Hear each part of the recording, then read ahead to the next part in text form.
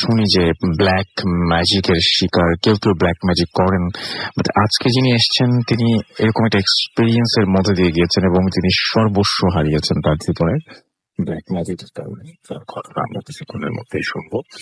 এবং black magic একটা মানুষকে কোন দিকে নিয়ে যেতে পারে, সেটা কত ভয়াবহ দিক হতে পারে সেটা কিছুক্ষণ পর্যন্ত একটা সময় থাকে যে সময়টায় মানুষজন উপলব্ধি করতে পারে যে জীবনে ভুল ছাড়া কিছুই করিনি, বাট তখন আর ফেরার কোনো পথ থাকে না।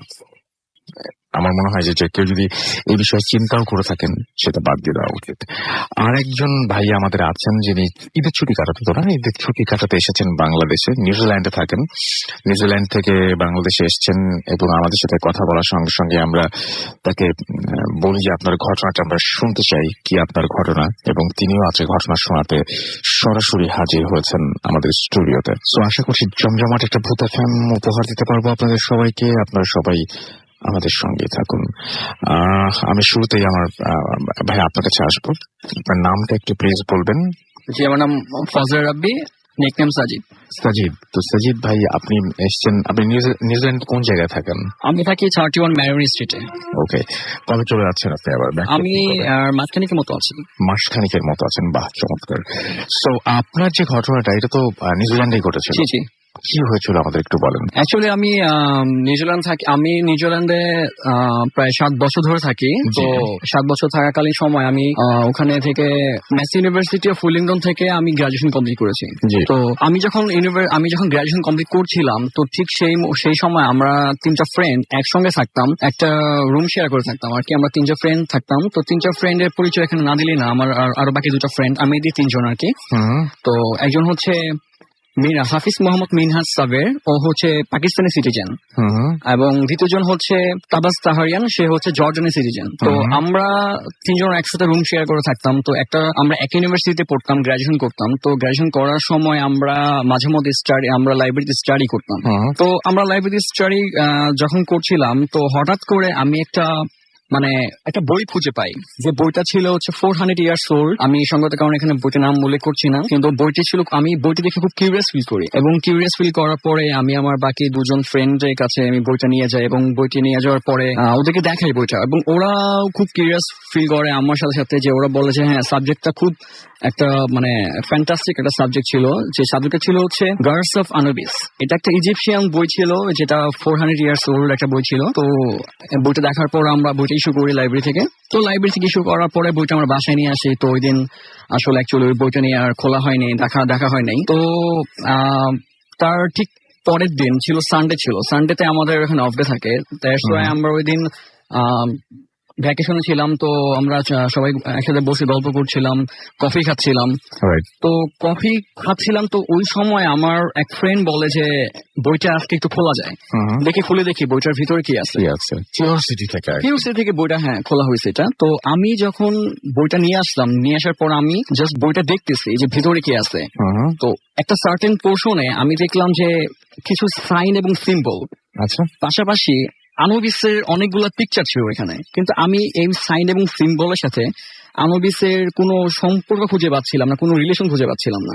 Maybe lack of knowledge about this subject, হয়তো এই সম্পর্কে আমাদের জ্ঞান খুবই সীমিত ছিল।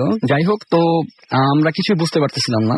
তো আমরা একসময় আমাদের মধ্যে একজন ছিল হাফিজ মোহাম্মদ মিনহাজ সাবের, ওর আঁকার হাত খুব ভালো ছিল।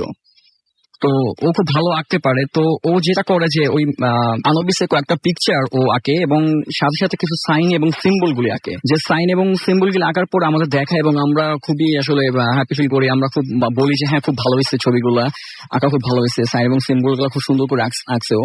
জাস্ট আমরা আরো কিছুক্ষণ এটা নিয়ে কথা বলি, বইটা আমরা দেখি, কিন্তু আমরা আসলে কোনো মিনিং বুঝতে পারতেছিলাম না, সাইন এবং সিম্বল গুলি কোনো মিনিং বুঝতে পারতেছিলাম না। তো একটা সময় হয় যে আমরা কিছু বুঝতে না পারে আমি বইটা রেখে দেওয়ার পর আমরা যে যার মতো ডিনার করি। ডিনার করার পরে আমরা ঘুমিয়ে যাই। মেবি এটা মিড নাইটের সময় হবে, যে আমি একটা স্বপ্ন দেখি, একটা ড্রিম দেখি। যে ড্রিমটা ছিল যে এরকম, যে আনুবিস আমাদের রুমের মাঝখানে এসে দাঁড়িয়ে আছে এবং আমাকে বলতেছে স্টপ স্টপ অ্যান্ড ব্যাক। আমি আসলে মানে স্বপ্ন দেখছিলাম, আমি খুব ভয় পাই, স্বপ্নের মধ্যে খুব ভয় পেয়ে যাই এবং আমি ঘুম থেকে জেগে ওঠার পর আমি চিৎকার দিয়ে ঘুম আমার ভেঙে যায়। ঘুম ভেঙে যাওয়ার পরে আমি দেখি যে আমার বাকি দুজন ফ্রেন্ডও একইভাবে ওদের হয়তো বা ঘুম ভেঙে গেছে বা যে কোনো কারণে হোক, ওরা জাস্ট মানে বসে আছে, ওরা আমার সাথে সাথে মানে উঠে বসছে। তো আমরা তিনটা পার্সন যখন একই সাথে আমাদের ঘুম ভাঙছিল বা একই সাথে আমরা যখন আমাদের ঘুম ভাঙার পরে যখন আমরা উঠে বসি, দেখি যে আমাদের ঘরের মাঝখানে 4টা ওয়ার্ড জাস্ট রেডিয়াম লাইটের মতো জ্বলতেছে এবং ওয়ার্ডগুলি মনে হচ্ছিল যে শূন্যে ভাসতেছে। তো আমরা ওয়ার্ডগুলি শূন্যে ভাসতেছে, তো আমরা জাস্ট মানে হিপনোটাইজের মতো হয়ে গেছিলাম যে আমরা কি দেখতেছি এসব। আসলে আমরা মেন্টালি প্রিপেয়ার ছিলাম না এগুলো দেখার জন্য। তো ওয়ার্ডগুলি ছিল যে protector of tombs, embalmer, weighing of the heart, guide of souls. তো এই 4টা ওয়ার্ড ছিল, ইংলিশে ছিল, কোনো অ্যারাবিক বা কোনো অন্য কোনো ইজিপশিয়ান কোনো ল্যাঙ্গুয়েজে ছিল না, জাস্ট ইংলিশে 4টা ওয়ার্ড ছিল, যেটা আমাদের ঘরের মাঝখানে জাস্ট ভাসতেছে। আমার মনে হচ্ছে যে এগুলো ভাসতেছে। তো আমরা জাস্ট হিপনোটাইজার মতো তাকায় আছি, আমাদের কোনো ফিলিংস ছিল না, আমাদের কোনো আসলে বুঝতেছিলাম না যে আমাদের কি করা উচিত ওই সময়টাতে। একটা সার্টেন টাইম পরে সেই ওয়ার্ডগুলি আস্তে আস্তে ভ্যানিশ হয়ে যেতে থাকে এবং একটা সময় সব ভ্যানিশ হয়ে যায়, সবকিছু আগের মতো নর্মাল হয়ে যায়, স্বাভাবিক হয়ে যায়। তো আমরা ওই দিন রাতে আমাদের কারো ঘুম হয় নাই। তো আমরা কি করলাম, আমরা পরের দিন আমাদের ভার্সিটিতে আমি ওই বইটা যে ইস্যু করছিলাম আমার নামে, সেই বইটা আমি ব্যাক করে দিই। ব্যাক করে দেওয়ার পরে আমরা আমাদের গতকাল রাতে যা ঘটছে সেটা নিয়ে আমরা 3টা ফ্রেন্ড বসে আলোচনা করতে থাকি যে অ্যাকচুয়ালি কি হয়েছিল বা কেন হয়েছিল। তো আমরা জাস্ট কথা বললে এইটুকু বুঝতে পারি যে আমরা ঠিক একই সময়ে আমাদের ঘুম ভাঙ্গে এবং একই স্বপ্ন দেখার পরে, একই স্বপ্ন দেখে আমাদের একই সাথে ঘুম ভাঙ্গে এবং একই সাথে ঘুম ভাঙ্গার পরে আমরা 4টা ওয়ার্ড আমরা 3জন একসাথে দেখছি। সেটা ব্যাপারটা খুব স্ক্যারি ছিল। আসলে আমরা মানে বুঝতে পারতেছিলাম না যে কেন আমাদের সাথে এটা হইলো, এটা কি আমাদের কি বোঝাতে চাইছিল, এটা নিয়ে আমিও নিজে আসলে মানে কনসার্ন ছিলাম না যে কেন হইলো, এটা কি কারণ ছিল এটা হওয়ার পিছনে। হয়তো এই বইয়ের কোনো হিস্টোরি আছে, পাস্ট কোন হিস্টোরি আছে, যেহেতু বইটা 400 ইয়ার্স ওল্ড একটা বই, মেবি এটার কোনো হিস্টোরি থাকতেই পারে। যাই হোক, তো আমরা আসলে আমাদের এক পরিচিত একজন হুজুরের কাছে যাই। ঠিক সে আমাদের খুব পরিচিত একজন, খুব পায়াস একজন লোক। তো তার কাছে যাওয়ার পরে আমরা 3জনই ব্যাপারটা শেয়ার করার পরে সে আমাদের যেটা সাজেস্ট করে বা যেটা অ্যাডভাইস করে, সে বলে যে এটা হয়তো বা কোনো মেসেজ ছিল তোমাদের জন্য, যে তোমরা এই বইটা নিয়ে আর নেক্সট টাইম কোনো অ্যানালাইসিস বা কোনো ধরনের কোনো কিছুর মধ্যে তুমি মানে যাওয়াটা ঠিক হবে না। রাইট, দ্যাটস ওয়াই একটা মেসেজ হিসেবে তোমাদের বলা হয়েছে স্টপ এন্ড ব্যাক। এখানে আর বেশি এগিয়ে যেও না, এটা নিয়ে আর বেশি এগিয়ে যেও না। তো আমরা তো ঘটনা হয়তো ফার্দার কোনো কিছু করতে গেলে হয়তো আপনারা ঝামেলায় পড়তেন। হ্যাঁ, ফার্দার কোনো হয়তো করতে পারতাম। এবং আপনারা যে লেখাটা রেডিয়ামের মতো করে দেখেছিলেন সেটা আরেকবার রিপিট করেন, কি দেখেছিলেন আপনারা? Protector of tombs, embalmer, weighing of the heart, guide of souls, এরকম টাইপের কিছু লেখা লিখেছিলেন। খুব অদ্ভুত ব্যাপার। আমি একটা জিনিস আমি এখানে একটু বলি যে আমি পরে এটা আমরা একটু ঘাটাঘাটি করছি, অনলাইনে ঘাটাঘাটি করার পর যেটা আমরা দেখছি, এটা হচ্ছে আনুবিস রোল। ওই 4টা হচ্ছে আনুবিসের রোল এবং ওই 4টা লেখা 4 ওয়ার্ড আমরা আমাদের একদম 3জন নিজের চোখে দেখেছি। আমরা একদম চোখের সামনে ভাসছিল, জাস্ট ভাসছিল, শূন্য ভাসছিল, মানে একটা সার্কেল করে ঘুরছিল, এটা সার্কেল করে ঘুরছিল। তো আমরা আসলে মানে আমরা মেন্টালি প্রিপেয়ার ছিলাম ওই সময়টা যে আমরা কি করবো এখন। রাইট। তো একটা সময় আল্লাহর রহমতে সবকিছু স্বাভাবিক হয়ে যায়। দ্যাটস ওয়াই আমরা আসলে খুব মানে আল্লাহর কাছে অশেষ রহমত যে আমাদের বড় রকম কোনো ঘটনা ঘটে নাই, আমাদের সাথে কোনো কিছু ঘটে নাই, আমরা খুব খুশি। তো এরপর আমরা আসলে ওই বাসাতে আমরা থাকি না, আমরা 3জনে পার্ট টাউনে আমরা বাসা শিফট করি। রাইট। এবং তারপর আপনারা চলে আসেন। এই ঘটনার পর থেকে, এই যে ঘটনাটা ঘটলো এবং আপনারা হুজুরের কাছে গেলেন, তারপর তার কাছ থেকে শুনলেন, আপনারা কোনো কিছু করেছিলেন তারপরে? মানে কোনো কিছু হুজুর করতে বলেছিলেন? এক্সট্রা কিছু করতে বলে নাই। হুজুর একটা কথা বলছে যে আমাদের যে পরিচিত, আমাদের যে লোকটা, যে আমি যাদের কাছে গেছিলাম, পায়াস একটা পার্সনটা, উনি আমাদের একটা কথা বলছে যে যদি নেক্সট টাইম কোনো কিছু তোমার সাথে হয় তাহলে তুমি ব্যাপারটা আমাকে জানাবা। আচ্ছা, আদারওয়াইজ তোমরা নিজে কিছু করতে যাবে। বাট আপনার নেক্সট টাইম আর কোনো কিছু হয়নি? তবে আমার একটু প্রবলেম আছে, আমি জাস্ট একটু শেয়ার করি যে আমার মাঝে মাঝে নাইটমেয়ার হয়। আমি ফিল করি যে আমি হয়তো কেউ আমার দিকে তাকায় আছে, কেউ আমার দিকে লুক দিচ্ছে, এখন সেটা আমি জানি না, আসলে আমি কখনো মানে ওরকম ফিগার দেখি নাই, এরকম কোনো মানে এক্সিস্টিং কোনো ফিগার দেখি নাই, বাট আমি ফিল করি, আই ফিল দ্যাট যে সামথিং লুক ওভার মি, আমি জাস্ট ফিল করি, কিন্তু আমি ওইভাবে শিওর না যে অ্যাকচুয়ালি কি কেউ ফিল করতে, কেউ আমার দিকে লুক দিচ্ছে বা কোনো এক্সিস্টিং কোনো ফিগার আছে কিনা, আমি শিওর না।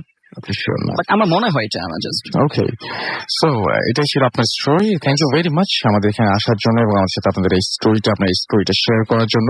এবং আমরা অলরেডি কিন্তু ফেসবুকের পেজে আজকের অতিথিদের মানে একদম আজকের অতিথিদের পোস্ট দিয়ে দিয়েছি, ছবি দিয়ে দিয়েছি, এবং যিনি ঘটনা শেয়ার করলেন তিনি হচ্ছেন ব্ল্যাক শার্টের, আমরা যদি বাম দিক থেকে ধরি তাহলে সেকেন্ড পার্সন, এবং তার পরের পার্সন যিনি হচ্ছেন দাঁড়িয়ে আপনারা দেখছেন কিছুক্ষণ আমাদের তিনি ঘটনা শোনাবেন, এবং আপনারা ফেসবুকে যে চেক করতে পারেন, একটু ছবিগুলো চেক আউট করে ফেলতে পারেন। অ্যান্ড তার আগে বলি যে ওনার ঘটনা যেহেতু বেশি বড়, সো আমরা তার আগে আপনাদের কিছু SMS করবো এবং আপনাদের কিছু কমেন্টও পড়ে ফেলতে পারি, এবং তারপরে ছোট ব্রেক নিব, তারপর আমার ঘটনা যাবো, কারণ ঘটনাটা বেশ লম্বা। কি মাসুম ভাই, ঠিক আছে? তো সেটাই করি।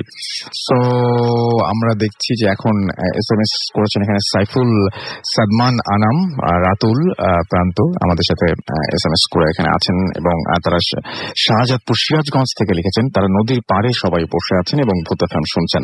যদি সত্যি সত্যি আপনারা করে থাকেন এখন, তাহলে তো বুঝবো যে আসলে মানে খুবই মানে অদ্ভুত একটা সিচুয়েশনের মধ্যে আপনারা রয়েছেন। এখন বাইরে গরম আমার ধারণা, কারণ একটু আগে বেশ গরম বুঝতে পারছিলাম, যদি এই রুমের মধ্যে গরম বসে খুব ডিফিকাল্ট।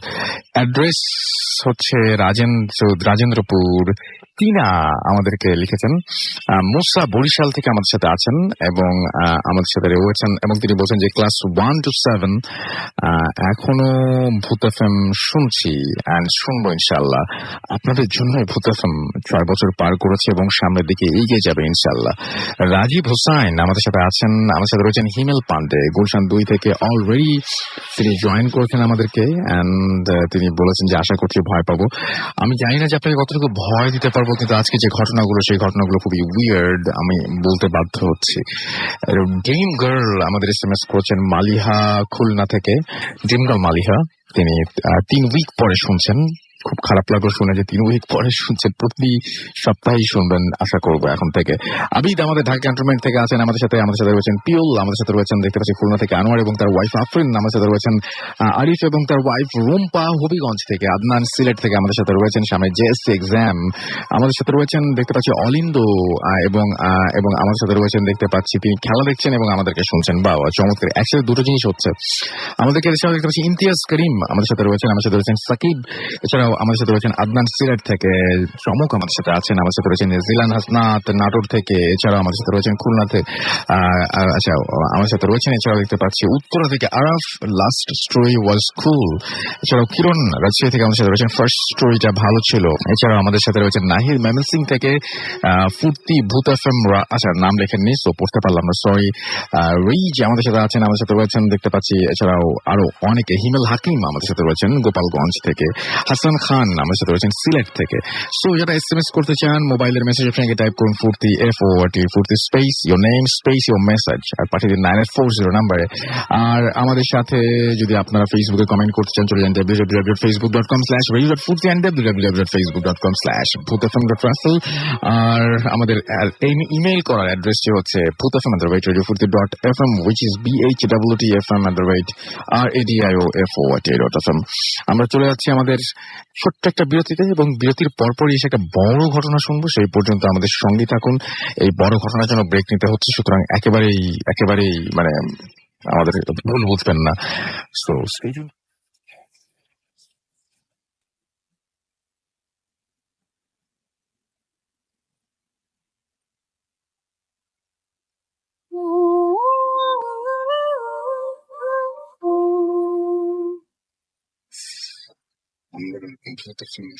সবাই এবং আমাদের সাথে আছে, আমার সাথে আমি রাস্তায় আছি। তো এখন যে স্টোরিটায় যাব সেটা একটু ডিফারেন্ট স্টোরি, সবাই খুব মন দিয়ে শুনবেন। এবং আমাকে উনি খুব দুঃখ করে বলছিলেন, আমি বলি আপনার ঘটনাটা, যে 2001 সালে, ওনার ভাষায় বলি যে 2001 সালে উনি, ওনার বিজনেস ছিল, তো না বিজনেস ছিল, আমরা কোনো জায়গার নাম বলবো না, কোনো কিছু নাম বলবো না, আপনার প্রতিষ্ঠানের নামও বলবো না, যে 2001 সালে আপনি বলছিলেন যে আমি ঢাকা শহরে গাড়ি চালাতাম, আর এখন একটা মেসে থাকেন আপনি। সো এই পরিণতির জন্য দায়ী করছেন তিনি পুরোপুরি তার সেই সেই একটা দিকে যে কোনো কারণেই হোক এই যে বিপথে চলে যাওয়া, এই যে কুফরি বা ব্ল্যাক ম্যাজিক যেটাই বলি না কেন সেটাকে। তো এটা বিরাট ঘটনা রয়েছে।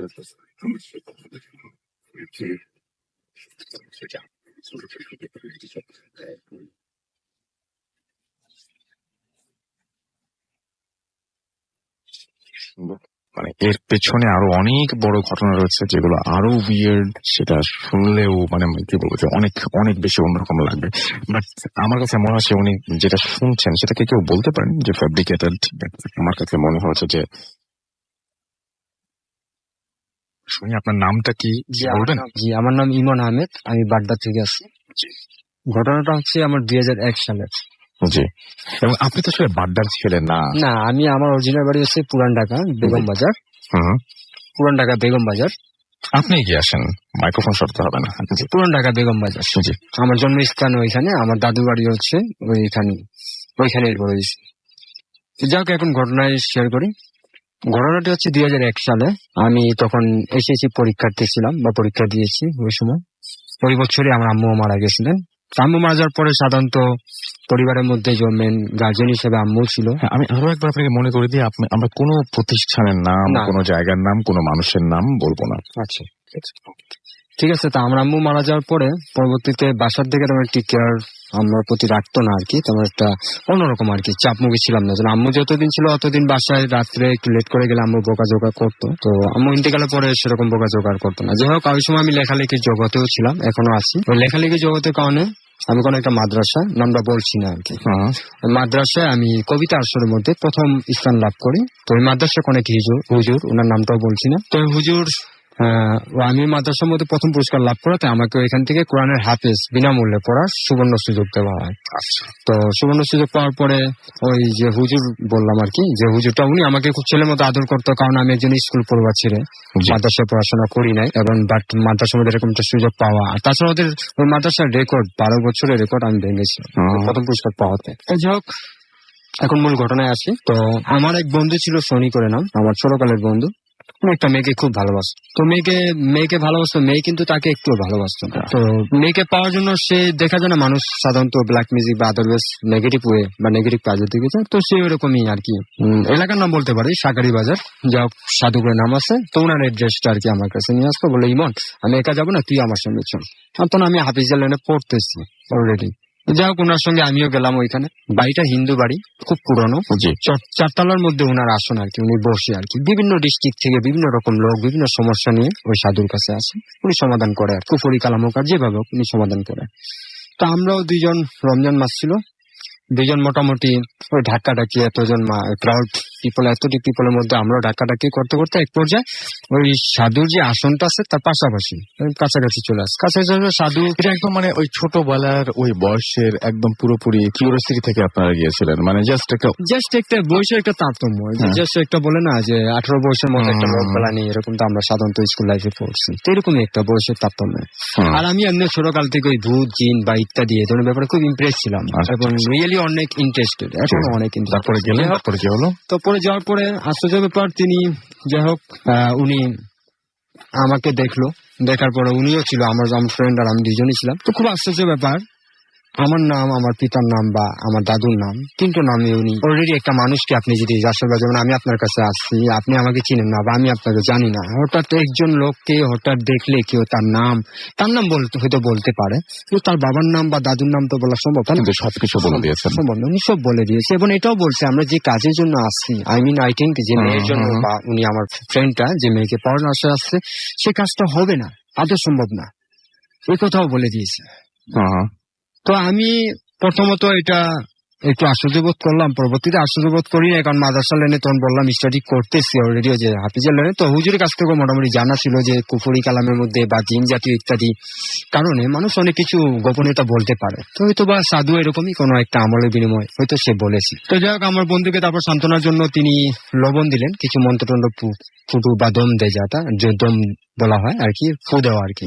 ফু দিয়ে লবণটা দিল, বললো যে এই লবণটা ওই মেয়েকে যদি কোনো খাবারের মধ্যে ওদেরকে বিনিময়ে টাকা নিতেন? টাকা বলতে সামনে একটা বক্স আছে, ওই বক্সের মধ্যে আপনার মনের মতো হাদিয়া, মানে যে যা পারে, কেউ 2 টাকা, কেউ 10 টাকা ইত্যাদি। এটা কোনো নির্ধারণ ছিল না যে এত দিতে হবে। ডাক্তার যেমন ভিজিট থাকে এরকম ভিজিট নেই। নিম্নবিত্ত, মধ্যবিত্ত, সব বিত্ত এবং উচ্চবিত্ত ফ্যামিলি, মানে ফ্যামিলিরা ওখানে যায়। তো এখান থেকে ওই দিনকার জন্য আমরা ওইটা নিয়ে চলে আসার পর থেকে রাসেল ভাই আমি জানি না কেন তার প্রতি আমার এত আকর্ষণ, মানে সাধুর প্রতি কেমন একটা আকর্ষণ চলে আসে। এবং বেগম বাজার এবং শাকারি বাজার বেশি দূর না, আমাদের পুরান ঢাকায় বেশি কাছাকাছি বলা যায়। তো স্কুল পড়া ছেড়ে 3 মাস এমনিও মেট্রিকের পর বন্ধ থাকে, একদম ফ্রি। আপনি বারবার বলছিলেন যে আপনার মা মারা গেছেন, এই কারণে মারা গেছেন ওই সময় এরকম বিশৃঙ্খলতা ছিল লাইফে। তো যাই হোক, ওই ফ্রি টাইমটাও ছিল আমার। মেট্রিকের পর পড়ালেখা তোমার একটা চাপও থাকে না, তো ফ্রি টাইম ছিল। তো আমি কি করতাম, ওই প্রতিদিন ওই 4টা থেকে ওই সাধুটা বসে আর কি ওনার আসনে আর কি রোগী দেখা শুরু করে।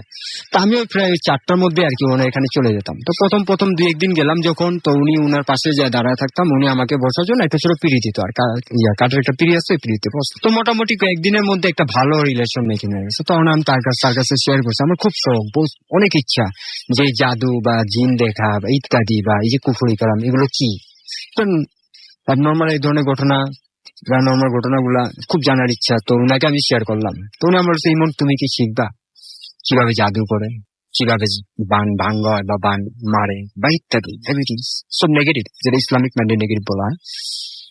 তো আমি তো ইন্টারেস্টেড ছিলামই, তো অনেক কিছু শিখেছি। আপনাকে একবারও মনে হয় যে আপনি ভুল কোনো কিছু করছেন? তখন বয়সের তারতম্য ভুল মনে করি না, কারণ বললাম না যে তখন ওই একটা মানুষের যে সেন্সলেন্স, একটা সেন্স জাতীয় বয়স থাকে, যে আমি এটা করতেছি এটা ভুল। যেমন এখন বর্তমান যে বয়সটা আমার আছে, কি হলো?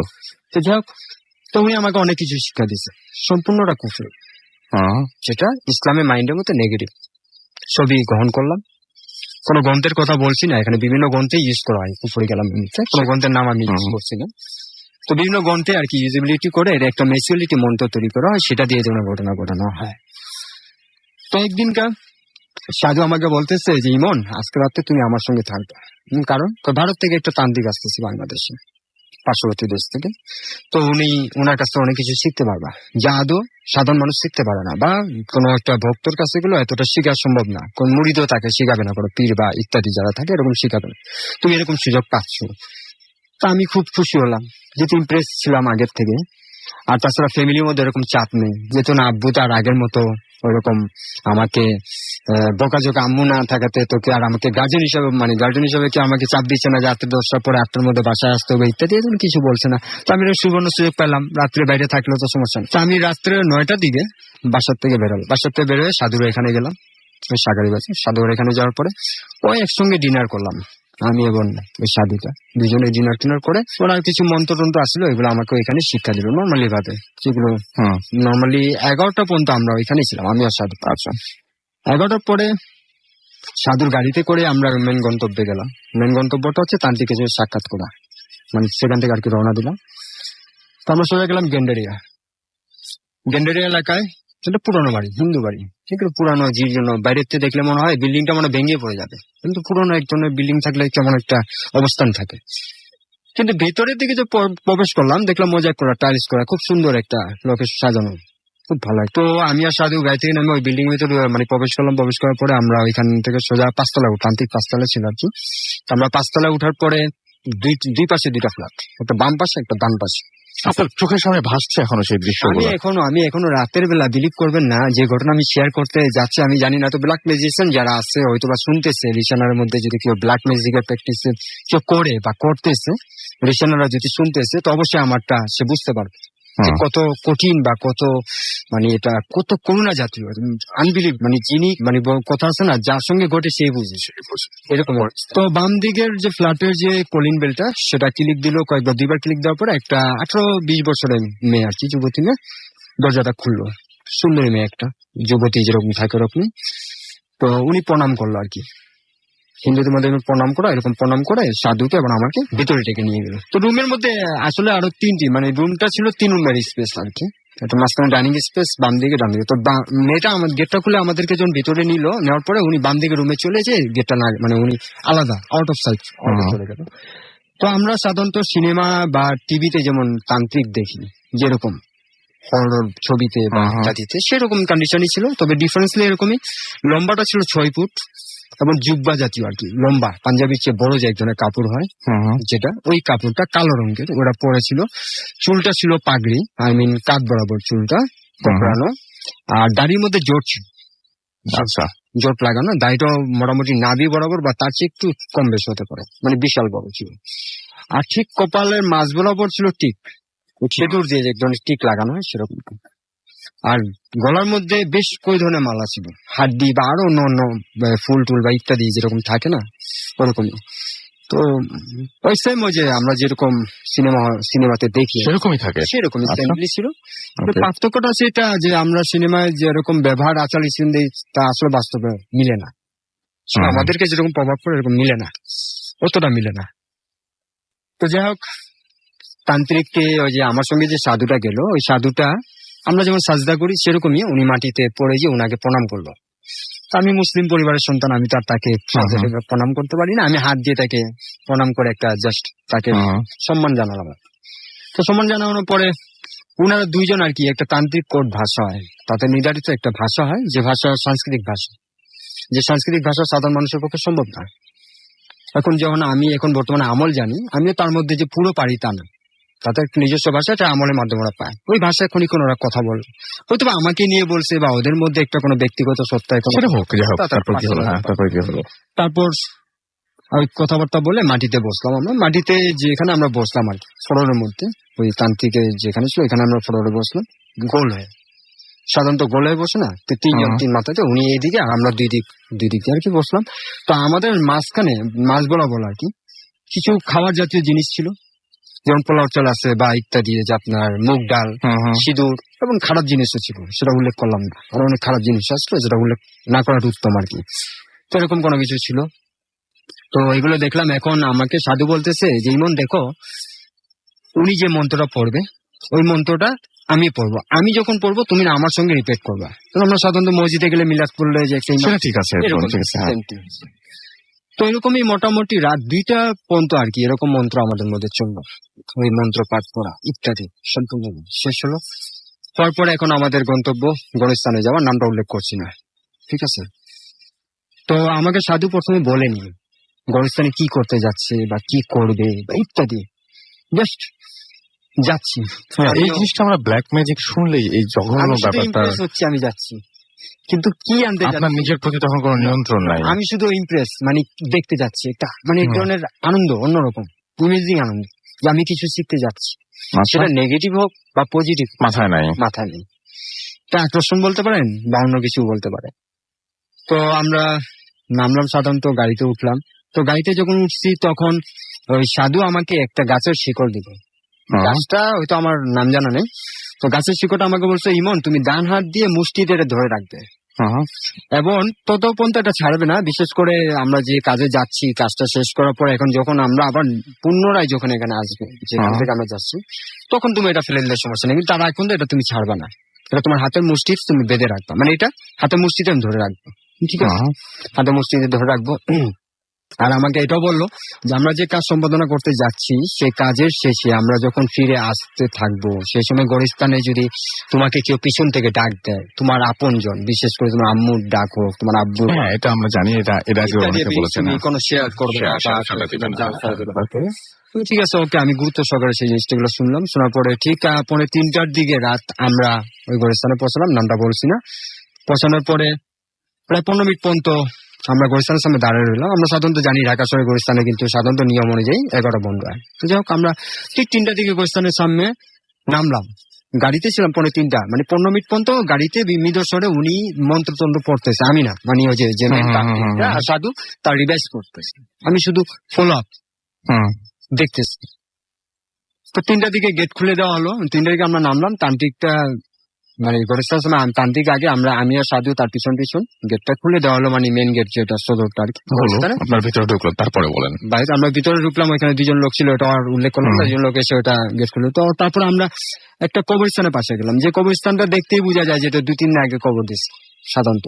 আচ্ছা, আপনি একটা সিস্টেম বলছেন গোরস্থানে, এটা আমি জানতাম না। গোরস্থানের সিস্টেম আছে, প্রত্যেক জায়গায় গোরস্থানের সিস্টেম আছে। 6 মাস পর কবরটা উপড়িয়ে দেয়, মানে ওই কবরটা তুলে দিয়ে অন্য কবর তুলানো হবে, প্রত্যেকটা গোরস্থানে। ওই যে গোরস্থানের কথা বলতেছি সেটাও একই কথা। আচ্ছা, তো যাই হোক, দেখলেই বোঝা যায় যে এইখানে নতুন কবর, একটা দেখলেই বোঝা যায় হিসেবটা সম্পূর্ণ নতুন, কাটামাটি এক ধরনের থাকে। তো আমরা যে কবরের সামনে গেছি, সে কবরের সামনে আমি কবর থেকে 3 হাত দূরে ছিলাম, আমি এবং প্লাস সাধু যে আমার সঙ্গে ছিল। আর তান্ত্রিকটা উনি যাওয়ার কালে কিন্তু একটা ব্যাগ নিয়ে গেছিল, একটা ঝুলন্ত ব্যাগ থাকে না, এরকম ঝুলন্ত ব্যাগ। ব্যাগে আরো নর্মালি কিছু ছিল জিনিসপত্র বা যেগুলো দরকার পড়তে পারে আর কি, ওরকম কিছু। তো আমি সাধু 3 হাত, কবরের 3 হাত কাছাকাছি ছিলাম, কবরের ভিতরে কি আছে সেটা দেখতে পারতেছি না। এইগুলো আমরা বাদ দিই, আপনার ওখান থেকে আসলে গেছিলেন একটা লাশ সংগ্রহ করতে, লাশের মাথার অংশ, লাশের মাথার অংশ, এবং আপনি সেটা নিয়ে আসলেন। এবং অলরেডি নিয়ে আসলাম, নিয়ে আসার পরে এটা হচ্ছে একটা, আপনি বলছেন যেটা মেয়ের লাশ, একটা মেয়ের লাশ, এটা যুবতীর লাশ, একটা মেয়ের লাশ। তারপরে কি হলো? তারপরে আপনারা নিয়ে আসার পরে বাসায় আসলেন, বাসায় আসলাম, বাসায় আসার পরে এটার আরো অনেক কিছু করা হয়েছিল এখানে, সেটা ব্যাখ্যা দিলাম না। আচ্ছা, তো আমি এখান থেকে কোনো মতে যখন এই সিনটা দেখলাম, লাশটা কেটে নেওয়া ইত্যাদি, যেটা আমার পক্ষে কেন কারো পক্ষে সম্ভব না, কারো পক্ষে সম্ভব না, এটা অসম্ভব। তখনই কিন্তু আমি মনে মনে আয়াতুল কুরসি পড়তেছি, আল্লাহকে ডাকতেছি, আল্লাহ। এবং আপনি তখন ভুল বুঝতে পারছেন, আমি আমার সম্পূর্ণ ভুল বুঝতেছি, আমি কি কাজে আসছি, এটা তো সম্পূর্ণ কুফরি কালাম, বাট এটা তো আমি কেন কোন মুসলিম, তখন আপনার মোহ কেটে গেছে এখন টোটালি তখন আমি নিজেকে অনুতপ্ত ফিল করতেছিলাম যে আমি এটা কি করতেছি ইত্যাদি। যাক, আমি যখন ফ্ল্যাটে গেলাম, আবার যেগুলো নিয়ে লাশের যে অংশটা নিয়ে ফ্ল্যাটে গেলে, ওই সময় ওরা কিছু একটা জিনিস আর কি পরিবেশন করলো আমাকে। তো আমি ওই সময়, আমি যেহেতু স্মোকার ছিলাম, তো আমি ওই সময় বললাম যে আমি স্মোক করে আসতেছি, এই কথা বলে কোনো মতে আর কি একটা জাস্ট মানুষকে একটা বলে না যে বাহানা দেয় আর কি, এই জিনিস। আমি ওটা বলে ফ্ল্যাট দিয়ে বের হয়ে, আমি রাসেল ভাই ব্রিফ করবেন না, আমি কিভাবে যে 5তলা বাড়ি থেকে নামলাম, কিভাবে আমি এখান থেকে ওই আপনার বানিয়ানগর, ধূপকলা, নয়াবাজার বা তারা মসজিদে যে আপনার যে বটগাছ, উষা চক্র ইত্যাদি এইসব এলাকা কিভাবে ত্যাগ করে আমি কিভাবে যে আমার এলাকায় বেগম বাজারে আসলাম, আমি নিজেও ঠিক এখন মানে অবাক ভাবি। এটা আল্লাহরই একটা করুণা, বা জীবনে তো আমার পিতা মাতা কোনো একটা ভালো কাজ করেছিল, তার আসলে হয়তো বা আমি, কারণ আপনি যেটা করেছিলেন না, আমার লাইফটা বাঁচছে আর কি, আমি এটাই মনে করি ওনাদের অসিলায়। তা আমি যখন আমার বাড়ির গেটের সামনে আসলাম আর কি, কেজি গেটের সামনে, তখন কিন্তু ফজরের আজান দিচ্ছিল। আমি গেটটা কয়েকবার নক করার পর আব্বু গেটটা করছে, আব্বু এবং মোটামুটি বোকাঝোকা করতেছে আমাকে, বোকাঝোকা করার উদ্দেশ্য যে রাত্রে ছিল কোথায় ইত্যাদি। আমি কোনো কথা জবাব দিচ্ছি না, কারণ আমার পুরো শরীরটা শীতল, তখন আমি নিজে একটা কন্ট্রোলে নেয়। তো আমি গেটটা যখন আব্বু খুললো, আমি গেটটা থেকে ঢুকে আমি আমার রুমে যাওয়ার জন্য দরজার সামনে যাওয়াটা আমি সেন্সলেস হয়ে গেলাম। আর যখন আমি সেন্সলেস হওয়ার পরের দিন আমি যখন সেন্সটা আমার আসলো আর কি, জ্ঞানটা যখন ফিরলো, আমি তখন দেখলাম আমার বড় ভাই, আমার মেজো ভাই বা বোন, আব্বু, তারপরে এই যে হুজুর যেটা বললাম মাদ্রাসার হুজুর, উনিও বসে আসছিল। সবাই আমাকে জিজ্ঞেস করতেছে গতকালকে কি ঘটছিল তোমার সঙ্গে, তুমি কেন সেন্সলেস, তুমি তো এরকম ছেলে না, তোমার সেন্স করার কথা না। তো আমি আবার চিন্তা করলাম এই মুহূর্তে যদি ঘটনা শেয়ার করি তো আব্বু আমাকে বোকা দিবে, আম্মুও বোকা দিবে, আব্বু বোকা দিবে, বোনও বোকা দিবে এবং হুজুরও বোকা দিবে। সো আমি কোনো কথা শেয়ার করি না। পরের দিন আমি হুজুরকে সব কথা শেয়ার করছি। তো হুজুর এতই উত্তেজিত হলো আমার প্রতি, রাগান্বিত হলো, খুবই স্বাভাবিক, শারীরিক নির্যাতন বা একটা থাপ্পড় জাতীয় এরকম করার পর আমাকে বলে, ইমন দেখো, তোমার যদি এতই শেখার শখ ছিল জাদু বান বা ইত্যাদি, তো ইসলামী শরীয়ত থেকে আমি তোমাকে শিক্ষা দিতাম না। সেটা তো জাদু বান তো আমরা সাপোর্ট করি না, করার জন্য না, ভাঙার জন্য। ইসলামের মধ্যে আছে যে আপনাকে কেউ অ্যাটাক করতেছে, আপনি এটা থেকে মুক্ত হবেন। এটা যদি তোমার জানা ইচ্ছা হতো, আমি ইসলামিক ভাবে তোমাকে শিখাতাম যে এটা থেকে কিভাবে আছে। উনি শিখাইছে আমাকে, অনেক কিছু শিক্ষা দিচ্ছেন অবশ্যই পরবর্তী। তো উনার কাছে উনিও আমাকে যখন আবার তোবা টোবা করে গোসল টোসল করে, আবার মুসলিম উম্মার যে একটা কালিমাগুলো আছে আমাদের, সে কালিমাগুলো পড়ায় সম্পূর্ণভাবে আবার মুসলিম যেভাবে পড়া হয় সেভাবে আমাকে, তখন আপনি বুঝতে পেরেছেন যে তখন আমি অনেকটা বুঝতে পারছি আমার ভুলগুলো কোথায় ছিল বা ইত্যাদি। তখন আমি হুজুরকে আবার জিজ্ঞাসা করছিলাম ওই ব্যাপারটা নিয়ে, লাশের ব্যাপারটা। সেটা যাই হোক, সেটা মানে খারাপ একটা কিছু ছিল, সেটা আমরা বুঝলাম। এখন আমি আপনার কাছে জানতে চাই যে আমরা তো মেইন যে জন্য বলছি যে এটা যেন আর কেউ না করে, সেটাই আমাদের উদ্দেশ্য, যে যারা এটার সঙ্গে সম্পৃক্ত বা যাদের আগ্রহ আছে তাদের আগ্রহ যেন চলে যায়। এইটা আপনার ব্যক্তি জীবনে কি ধরনের আমার অনেক ক্ষতি করছে? যেমন মনে করুন 2001-এ যেহেতু যে ঘটনা যেটা বললাম, তার মানে কথা আছে না, আপনি জীবনে কোনো একটা পাপ করলে তার শাস্তি কিন্তু দুনিয়াতে ভোগ করতে হয়। তো ঠিক আমি 2001-এ যে পাপটা করলাম, আমি ইচ্ছা করি বা অনিচ্ছায় করি। 2004-ও একটা ঘটনা আছে, সেটা হয়তো সময় পরিপ্রেক্ষিতে আমি বলছি না, ইনশাল্লাহ আগামী এপিসোডে যদি কোনো সময় সুযোগ হয় আমি আসে বলবো। তো শ্মশান ঘাট ওইটা স্টোরি। যাই হোক, তো আমি ওই 2001 এবং 2004-এ যে ঘটনাগুলো করছি বা ওনাদের সঙ্গে যে একটা সঙ্গী ছিলাম, তার খেসারত আমাকে দিত হলো কিভাবে, আমার ব্যবসা দ্বারা। আমার এমনকি আমার নিজের স্ত্রীর সন্তান বন্ধু আমি হারালাম। আপনার সন্তান মারা গিয়েছিল 9 মাস জন পেটেছিল তখনই। এমন ডাক্তারের আগে সাধারণত ডাক্তারি ভাষা এটুকুই বলে যে ভারী কোনো কিছু তোলার কারণে প্রেগন্যান্সি নষ্ট হয়েছে, কিন্তু বাট এটা অন্য জিনিস। এটা আমি বুঝি। এখন আমি যেহেতু এই লাইনে বিশেষ করে শুধু কুফরি না, ইসলামিক শরিয়া ভিত্তিক ইনশাল্লাহ অনেক জিন ছাড়াতে আমি যাই। আমি প্রায় আপনি কুফরি করেন না এখন আর? না, আমি কুফরি করি। আপনি সেখান থেকে বেরিয়ে আসছেন? আমি সম্পূর্ণ বেরিয়ে আসছি এবং আমি কোনোদিন কাউকে ক্ষতিও করি না, জাস্ট শিখছি। শিখার পরেও আমি কাউকে যে ক্ষতি করি না। কিন্তু আমি একটা জিনিস লক্ষ্য করছি রাসেল ভাই, আপনাদের একটা এপিসোডে শুনছিলাম আর কি, কুফরি কালামের ব্যাপারে যে সাপ ছিল একটা ইয়ে। তো আসলে ব্ল্যাক ম্যাজিকের সঙ্গে যারা জড়িত থাকে, যদি তারা ক্ষতি নাও করে না, তারপর আল্লাহ তাকে ক্ষতি করা হয় 100%। সুতরাং তার মানে কেউ যদি এটাতে ইন্টারেস্টেড হয়, কেউ যদি চায় এটা শিখতে বা জানতে, আপনার তার জন্য সাজেশন কি? আমি সাজেশন একটাই, ওই যাতে জীবনে এই কাজে পাও না দেয়, জীবনেও যেন পাও না দেয়। সো আমিও এটাই ওনার সাথে সুর মিলিয়ে আমিও আপনাকে বলতে চাই যে আপনি যদি কোনোদিন ভেবেও থাকেন যে আপনি বলছিলেন যে 2001 সালে আপনি মানে যখন আপনি নর্মাল লাইফে ফিরে আসছিলেন, তারপরে মানে আপনার আগে থেকেই আপনাদের পরিবার বেশ সমৃদ্ধ একটা পরিবার ছিল এবং সেখান থেকে আপনি হারাতে এখন 2012 সালে 2014 সালে সম্পূর্ণ শেষ হয়ে গেলাম। সম্পূর্ণ শেষ হয়ে গেছে আপনি, এবং আপনি বিশ্বাস করেন যে ওই যে একটা ভুল করেছিলেন, সেই ভুলের কারণেই আপনার এই শাস্তিটা, আপনি তাই মনে করছেন? এখনো মনে মানে এটা আপনি বলছেন? আচ্ছা, ওকে। এবং সেই জন্যই মানে এবং আপনি বলছিলেন যে এখন আপনি একটা মেসে থাকছেন। হ্যাঁ, আমি একটা সাধারণ মেসে এখন থাকতেছি, যেটা আমি কোনোদিন কল্পনা করি। আপনি ঢাকা শহরের ছেলে। আমি এখনই আমার সাপোজ মনে করেন বাড্ডা এলাকা যদি আমাকে কেউ জিজ্ঞেস করে আপনার বাসা কোথায়, পুরান ঢাকা, এটার মধ্যে যদি আমি পুরান ঢাকা না গিয়ে যদি এখান থেকে আমাকে জিজ্ঞেস করে, তো আনসারটা কি দিবে? একটা মানুষ তো গ্রামে যায়, আপনি ঢাকার ছেলে এখানে কি করতেছেন, ওটাকে কি এগুলো আনসার বলা যায়? আমি যে হিস্ট্রিটা আপনাকে শেয়ার করলাম সেটা কি তাকে বলা যাবে? ইম্পসিবল। সেটাই। এবং আপনি, আমার ধারণা যে আপনি এটা বলছেনও সবাইকে, যাতে সবাই এখান থেকে দূরে সরে থাকে। আমি এটুকুই লক্ষ্য, আমি সবাইকে একটা মানে এটা ইনফর্ম না, শুধু অ্যাডভাইস দিচ্ছি আর কি, যারা এই লাইনের সঙ্গে জড়িত আছে, এখনো যদি কেউ থেকে থাকে, তো ইনশাল্লাহ আল্লাহর রাস্তা অন্তত এই লাইন থেকে বেরিয়ে যাওয়াটা উত্তম। খুবই ভয়ানক লাইন। আপনি তওবা করে এই লাইন, আমি তওবা করে এই লাইনটা, যদি আমি কাউকে ক্ষতি করি না, আবারও তারপর আমি তওবা করে বেরিয়েছি এই কারণে আপনি মনে করছেন, আমি মনে করছি আমার একটা ভুল ছিল। কারণ শরিয়া ভিত্তিক যেগুলো শিখছি সেটা আলাদা, সেটা আমি এখনো মাঝে মাঝে মানুষদের উপকার করতে যাই, সেটা অন্য ব্যাপার। বাট আপনি এটা ভুল করেছিলেন এবং আপনি চাচ্ছেন যে সব আর কেউ যেন এই ভুলের পথে না পারে। থ্যাংক ইউ ভেরি মাচ আপনার সাথে আমাদের সাথে ঘটনা শেয়ার করার জন্য। আমি জানি না যে আসলে ঘটনাটা আপনাদের কাছে কেমন লাগলো, বা একটা আমার কাছে যেটা মনে হয় যে এই ঘটনা যেমনই লাগুক না কেন, আমার কাছে খুব অবাক লেগেছে এবং আমার কাছে খুব মানে আমি খুব মানে আশ্চর্য বোধ করেছি যে মানুষ কেন এটাতে ইন্টারেস্টেড হয় আমি জানি না। তবে অনেকেই, আমি মাঝে মাঝে ভূত এফএমে অনেককেই মানে কি বলবো যে SMS এ বা অনেক সময় ফেসবুকে লিখতে দেখি যে ব্ল্যাক ম্যাজিক নিয়ে আমার ইন্টারেস্ট রয়েছে, ভাইয়া ব্ল্যাক ম্যাজিকের ঘটনা শোনান, অনেকেই বলেন। এবং ব্ল্যাক ম্যাজিক নিয়ে অনেকেই অনেক কথা বলেন যে আমার আগ্রহ আছে, আমি এটা সম্পর্কে জানতে চাই, আমি সম্পর্কে বুঝতে চাই, আমি এটা সম্পর্কে করতে চাই কিনা এটা না, বাট অনেকেই ইন্টারেস্ট আছে। কিন্তু এইটা না আসলে ইন্টারেস্ট থাকার মতন কোনো বিষয় না। কিছু জিনিস আছে না যে কিছু জিনিস যত বেশি আপনি আগ্রহ আপনার কম থাকবে তত বেশি মঙ্গল। তো আমার কাছে মনে হয় যে ব্ল্যাক ম্যাজিক এরকম একটা ব্যাপার যেটা হচ্ছে আসলেই আমাদের মানে যদি ধর্মীয় দৃষ্টিকোণ থেকে বলেন তাহলেও আমি জানি না যে মানে আসলে কোন ধর্ম এটাকে সাপোর্ট করে কিনা, আমার কাছে আমার জানা নাই। কারণ এটা খুব আমার কাছে মনে হয় না যে মঙ্গলের জন্য কিছু এটা। সো আমি যদি পার্সোনালি আমাকে জিজ্ঞেস করেন, আমি এটার এগেইনস্টে, একদম পুরোপুরি আমি অলওয়েজ এটার এগেইনস্টে। And thank you very much আপনারা যারা দুজন আপনারা ঘটনা শেয়ার করলেন। আমাদের আরো দুজন অতিথি আছে, আমরা তাদের কাছ থেকে ঘটনা শুনবো।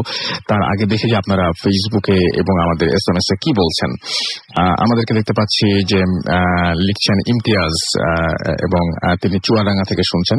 আমাদেরকে দেখতে পাচ্ছি মারুফ SMS করেছেন ময়মনসিংহ থেকে, এবং আমাদেরকে সুকান্ত বরিশাল থেকে লিখেছেন যে ব্ল্যাক ম্যাজিক খুবই খারাপ একটা কিছু, সেটা তিনি লিখেছেন। তামিম মোহাম্মদপুর থেকে আমাদের লিখেছেন 21 জন ফ্রেন্ড মিলে তারা শুনছেন। নুরুল আমিন আমাদের সাথে আছেন, আমাদের সাথে রয়েছেন দেখতে পাচ্ছি জুবায়ের কাজী, এবং তিনি শুনছেন এবং তিনি ভূত মানে একটা SMS ও মিস করেন, একটা এপিসোডও মিস করেননি বলছেন।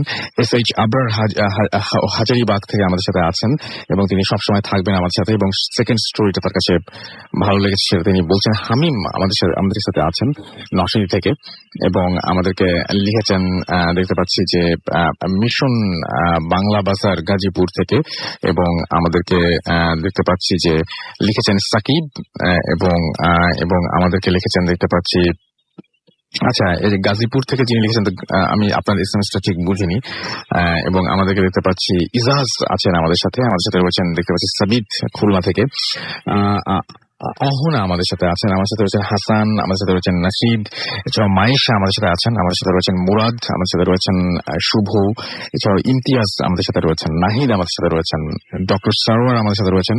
এবং ব্ল্যাক ম্যাজিকের ঘটনা তার কাছে অন্যরকম লেগেছে, এবং আমাদের সাথে নাহিদ লিখেছেন সাতক্ষীরা থেকে যে তিনি খুব দুঃখ বোধ করছেন যিনি আজকে এই ঘটনাটা শেয়ার করলেন তার জন্য।